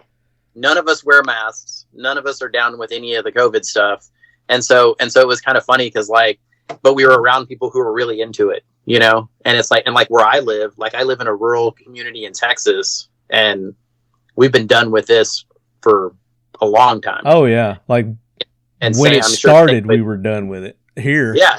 And so it was almost kind of funny to like, you know, and I think I was joking with Travis and Evan that it's like, what are they really going to do? Because let's say they do test us and somebody, you know, for whatever reason, I actually had COVID 2 weeks before I was on the show. Right. And so one of the things, for the 3rd time, and one of the things that I was wondering was, is that enough in my system that if I did get tested, that it would show up as being positive, right? But you know, we didn't get tested, you know, and it's one of those things where I think that. But they were testing the crew, and the crew they had to wear masks, and see that's what I find still, you know, just very concerning. It is concerning to me that these people are still hanging on to this as hard as they are hanging on to it and trying to bring it up. But anyway, I just wanted to mention that. See if there's a commonality. I would say too, though, on the hopeful side, the experience I had in Butte was a lot like the area I live in Texas, where super friendly people, no one's wearing masks, no one's up with that nonsense. So so that was a very positive thing. I was real happy to see that. So Travis, the veteran on set, you seem to be the grandpa that kept everybody calm, cool, and collected, and had the advice from all your experience. So talk about this experience that you had with this versus maybe some of the other ones, going into it, and then your ending expectations and thoughts on it. Yeah. So, it's funny because 2 weeks before I was on this one, I was down in Louisiana on Gun Talk TV doing a episode of Build Box. Oh, cool. Right. Yeah. And so, and those are kind of the only two shows that I've been on that were not competition related, or not 3-gun competition related, I should say. Right. Yeah. So like there was 3-Gun Nation, that was going on for a little while, and Shooting USA, where they would come out and film, segments of, whatever these matches were. But, as far as like having a production crew and, and doing all that sort of stuff, this and Gun Talk were the only two that I've ever done, or the only two that I've ever been on, other than the goat rope in Florida. Right. That one I didn't know going into it, but yeah, it was a complete disaster. Everything else has been cool dudes, great people, laid back atmosphere, nice. And about 3 years ago, I got really burnt with competition shooting. I don't care. I'm tired of the drama. I'm tired of going and working my ass off at the range. I'm tired of going out when it's hot and, and doing and practicing and the sponsor posts and all those sorts of things. So I'm just kind of like, I'm out. I'm going to not practice anymore. And I'm going to go shoot matches that I like, that I get to shoot with my buddies. And, and I'm going to rely on residual skill set and hope for the best on my finish. Right. And I kind of had the same attitude going into this. These are 4 people that I've never met before. Everything else that I've ever done, I knew somebody. Right. And this one here, going into this one here, I'm just like Paul and Evan, like I'm anxious to hang out with like-minded individuals and, do something that's new to me, that's completely out of my wheelhouse, which this was, and, that's kind of just the theory that I've tried to, or the mindset that I've tried to have going into all these sort of things. Mm-hmm. I'm going to go have fun, and try to enjoy my time around people and get to do a new experience and make the very best out of it, So is there talk of maybe, and I know the show's just started, they're just in the 3rd episode, maybe doing an All-Stars or anything like that? Did any talk of that? Or is it like, hey, thanks guys, appreciate it? I don't know if there is or not. Okay, yeah, hadn't heard. Exactly. Yeah. Well, I'm hoping that this is going to be, a success, because I would like to see it continue and evolve, and continue forward. Because, like I said, Top Shot was probably one of my favorite shows ever. I still watch the reruns of it. Really enjoy it. And it's, and again, it's that being able to shoot something in a way that you've never been able to, or will never be able to shoot, a firearm, or maybe it's a bow, or, whatever, anywhere else. And I think a lot of people that's what appeals to them. Because, only a small fraction of people are going to be able to get on these TV shows. So we get to live vicariously through you guys. And again, I appreciate you guys taking the initiative, and especially something new like this that doesn't exist. And, it's brand new and people haven't really heard of it. And like you said, you didn't know what you were going into. Nowadays, these other shows, after they've been on a while, people have to audition for them. They don't come seeking. So, you guys are in a very unique position to be the first. So when this does take off and, it does become successful, then, people are going to be looking at you guys, the veterans that have done this before. So it's awesome. I'm really pulling for it. Hope it does well. Yeah, everybody was great. Me too. Great, and it just seemed like it was definitely a labor of love for them. So yeah, I hope it's successful as well too. What did you guys think about how the show actually turned out? I liked it. I mean, it was entertaining. I wish there was more.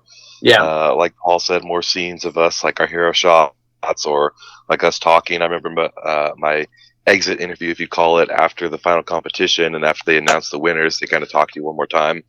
None of that was shown. There was a clip of me talking about how I wanted the show to help the masses understand the importance of the Second Amendment. And I remember Dania was like, "They're never going to air that, right?" Like, Yeah, probably, but it was still a good thing to. Yeah, it's good to get it out I wish there. it would have shown more of that. You got it on film, so if it well. ever does get out there, then Yeah. it is. Right. I used Evan's example as my example when I talk about it, because I was like, man, Evan had this great thing he said about the Second Amendment, and you could almost hear the spot at which they would have cut it off. But it didn't even get that far. They and just that's what I would say. glossed over knowing that they're going to edit that out. Yeah, exactly. Keep I mean, talking, and that was talking. the thing, is there was a lot of cool shots that were there, cool shots of all of us that, even when the trailer came out, I was like, oh man, I hope, they had that scene or whatever, and all that kind of thing. And I didn't even, there's a shot of me in the intro to the show shooting the Remington 1875 pistol, and I didn't even notice it. My wife was just like, wait, that was you. I saw you there for a second. And had to and then 10 minutes later, my sister texted me a picture. She had screen grabbed it of nice. the proof, but there was a lot of cool stuff like that, of just us walking around with guns and stuff. Do you know is Colby a producer of this show, or is he one of the people that got it going, or? I think he is. Yeah, I think he has input on where the show goes and what it looks like and those sorts of things. But I think there's also a big portion of it that he and, I kind of got the impression that he and Mark were kind of disgruntled with some of the way things were going. I don't want to speak for him, and I don't want to put words in their mouth, but so I think he has some say in things. I just don't know how much it is or what it looks like or what, I kind of got that in effect, how it goes, And watching the show, I kind of got that that impression. I was kind of getting vibes from him during the show. I don't know what maybe it was tone or how he was doing things, but it just seemed like Colby doesn't seem to be too pleased with that. But anyway, I mean, it was a good show. I enjoyed it, and I know that there's always room for improvement, and hopefully they're open to suggestions and get the budget to be able to do that. But yeah, so Ultimate Marksman on the History Channel, or Mountain Men Ultimate Marksman. Don't let me leave anybody short there. And it's on the History Channel. I don't know, what is it, specific nights, days that it comes on? It's Thursday nights. Yeah, it's usually Thursday nights at 8:30. But you can already download the episodes on Amazon or any of those kind of things. Because I know that with the people I have as friends, there's very few people, probably like you guys, we don't have cable, right? Yeah. Everybody's everything. It's that's why I couldn't play it, because it asked me to log into my cable. I I hadn't had cable in 25 years. You can download it on Amazon. You can download the by episode. And just watch the episode. So, and probably YouTube. You probably get some stuff on YouTube. I don't know. Yeah, check they're YouTube. going to make it as available as possible for sure. So guys, for our listeners, once again, Travis, give everybody your social medias. If you've got a website, what you got going next with Travis? What's going on? So the social, all I got is Instagram, Trap Track Gibson, I think is what it is. And then just, I don't have a competitive shooter page or anything like that on Facebook. It's just Travis Gibson on Facebook doing stupid crap and posting dumb pictures of stuff. So nice. They're not really gun related. There's a little bit of everything on there. You got any fun 3-gun matches coming up? Nope. Things are, my kid got married and moved back to Maryland, last month. I think it was October, something like that. And we just got moved into a new house kind of up in the mountains. My wife and I did. So we're getting settled in here. Did a little steelhead fishing today. So got nice. Some stuff going on like that. But, yeah, as far as shooting matches go, I think the first one I got scheduled is sometime in, August of next year or something like that. I'm sure something else will come up, but, yeah, nothing, super hectic schedule right now anyways. We'll keep you posted. Be listening to the show, because we're always talking about the different matches and stuff that are coming up. For sure, yeah. Paul, what about you, sir?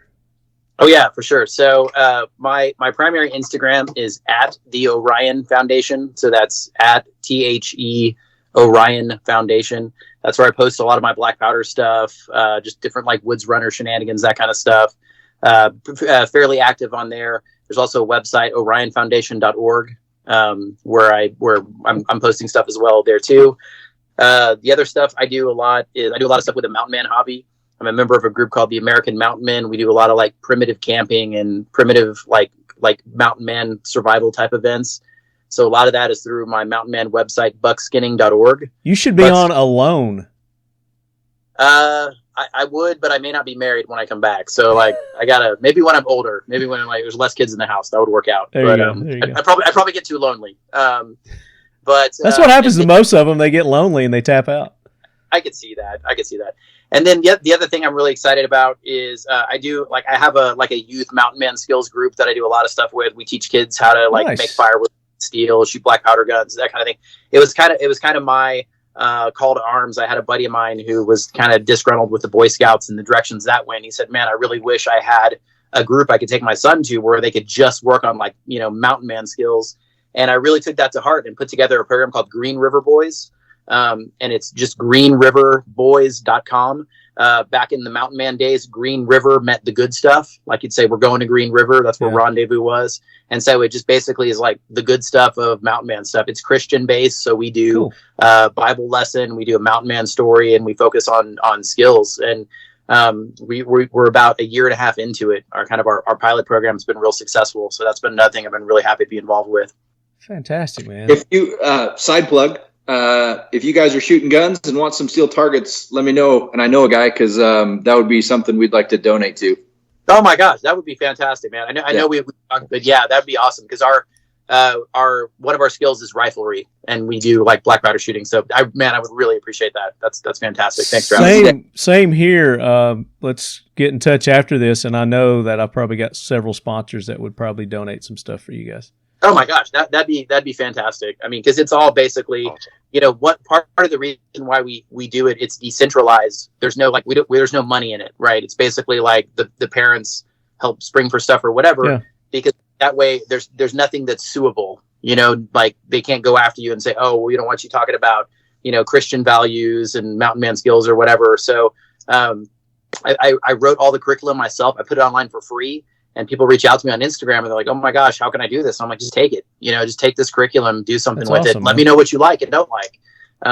And so, yeah, I really appreciate that. And it's something that I've been very passionate about. It wasn't something that I necessarily planned on doing, but it's really kind of taken legs, and I'm just real excited to do it. So really appreciate that. Good. Yeah, I can definitely get behind that.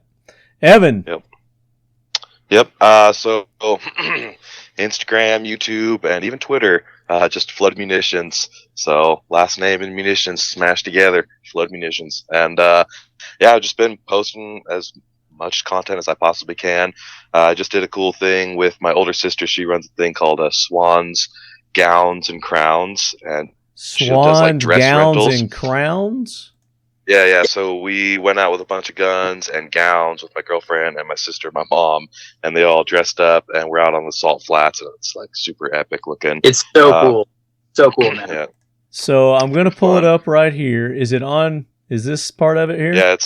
Yeah, right there. Both those pictures you're going over. All right. So look at you getting all artsy, dude. It really is. So it looks like a geisha girl with an AK. Yes, that's my sister right there with one of my AKs, and then that picture down from that is my lady shooting the micro Draco. But yeah, they turned out really good. I got a couple more we'll be posting up. Fantastic, man. It looks so good. So here's the Draco. Yeah, that one's pretty awesome. I was stoked on that one. Dude, you may be starting a new fad. Gowns and Dracos. I like trying to, you see a lot, every time you see like girls with guns, it's like, it's on borderline nudity. And I think this it can hopefully direct people away from that. It's super. A little more classy. Yeah, exactly. Classy. Yeah.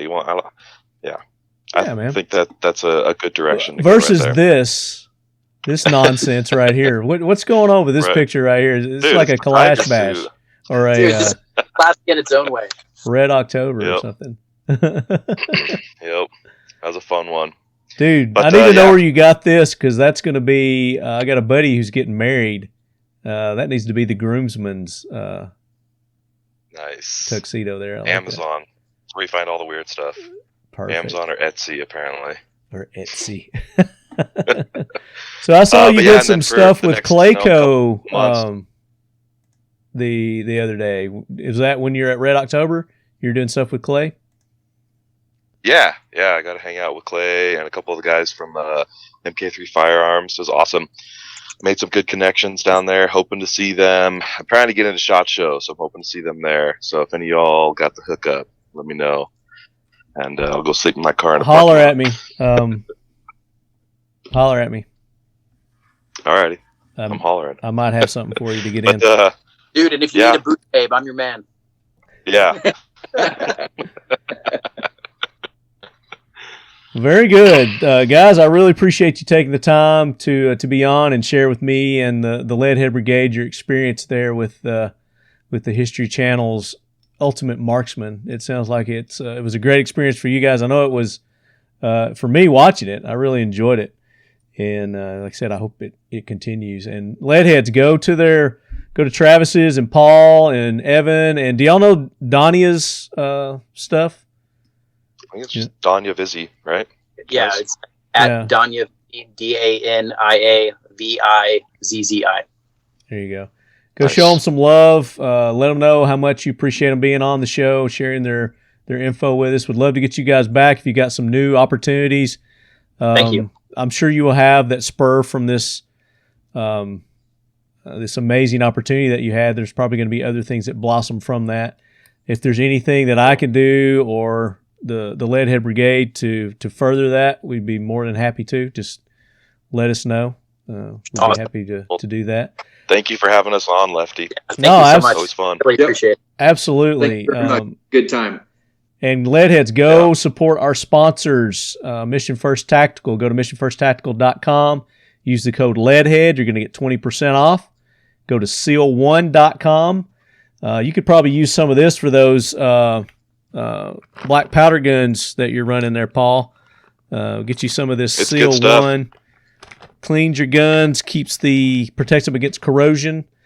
Seal1.com. Use the code Leadhead. Get 25% off at Seal1.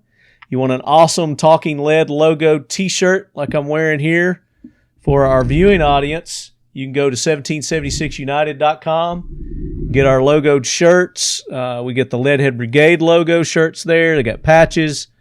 Use the code Talking Lead. You're going to get 20% off at 1776 United. You go to Factory 47 for our AK Corner logoed apparel and use the code Leadhead. You get 10% off there. And let's see who we got. Keltec. Go to Keltec Weapons. Use the code Leadhead. You're going to get 15% off. Anything in their pro shop. Guns are excluded, obviously. The guns aren't included. But you have an opportunity to win one on our big giveaway, our 10-year anniversary giveaway. So make sure you enter that. We're giving away a Keltec Sub 2000. We're giving away a Century Arms AP5 9mm. You guys know what an AP5 is, don't you? You familiar with MP5s? I say that's an MP5 clone, right? Don't call it a clone. Yeah. But yeah, that is what it is. Right. They're very sweet. Fired. Yeah. They're nice. I've checked them out. IWI, we're giving away a Tavor. It's an OD Green 5.56 in the Tavor. We got some stuff from Mission First Tactical, ASP USA, all the people that I mentioned earlier, and there's probably some other ones by the time that I get this, by the time you're listening to this podcast. And our BFT 47 giveaway that we're doing with Century Arms to raise money for our friends over at Sheepdog Impact Assistance. We're selling raffle tickets. So be looking at the social medias.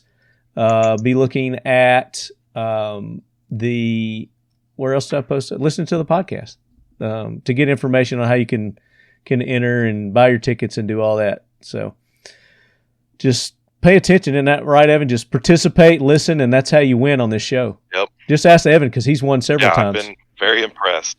I've won a lot of stuff from you, and I'm pretty stoked about it. So I appreciate all that. And that's just one listener. You know, we spread the love to all our listeners. So.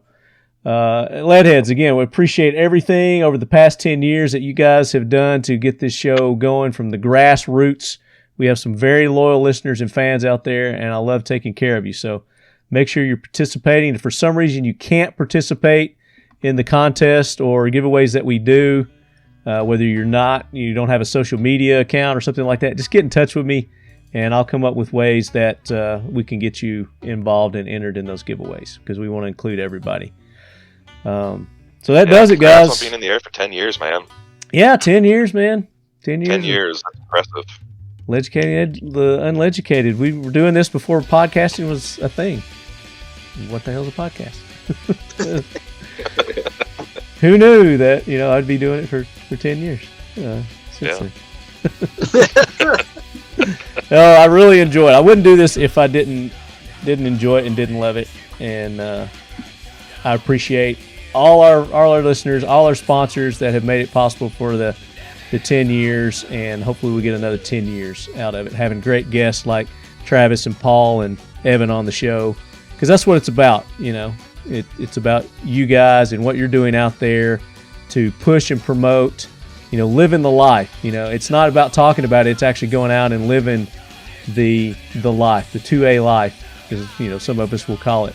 But it's enjoying our freedom, because if you don't use them, you don't enjoy them, what's going to happen? You're going to lose them. And they're slowly eroding away 100%. now, and we have to fight to keep our America, our constitutional rights that we have.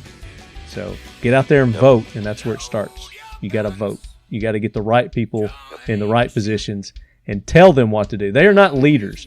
These elected officials are not leaders. They're not. They don't lead us. They do what they're supposed to do. What we tell them that we want done. Even the president. President's not a leader. He's an elected official that is supposed to carry out the will of the nation. And that's how we do it, and that's my preaching for the day. So, lead heads, have a great holiday that's coming up. If you better be listening to me before then, because I'm going to have many more shows before Christmas gets here.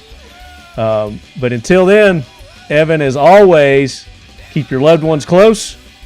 And your firearms closer. There you go. And make sure you tune in to the Ultimate Marksman and watch our buddies compete here. Awesome. Damn straight.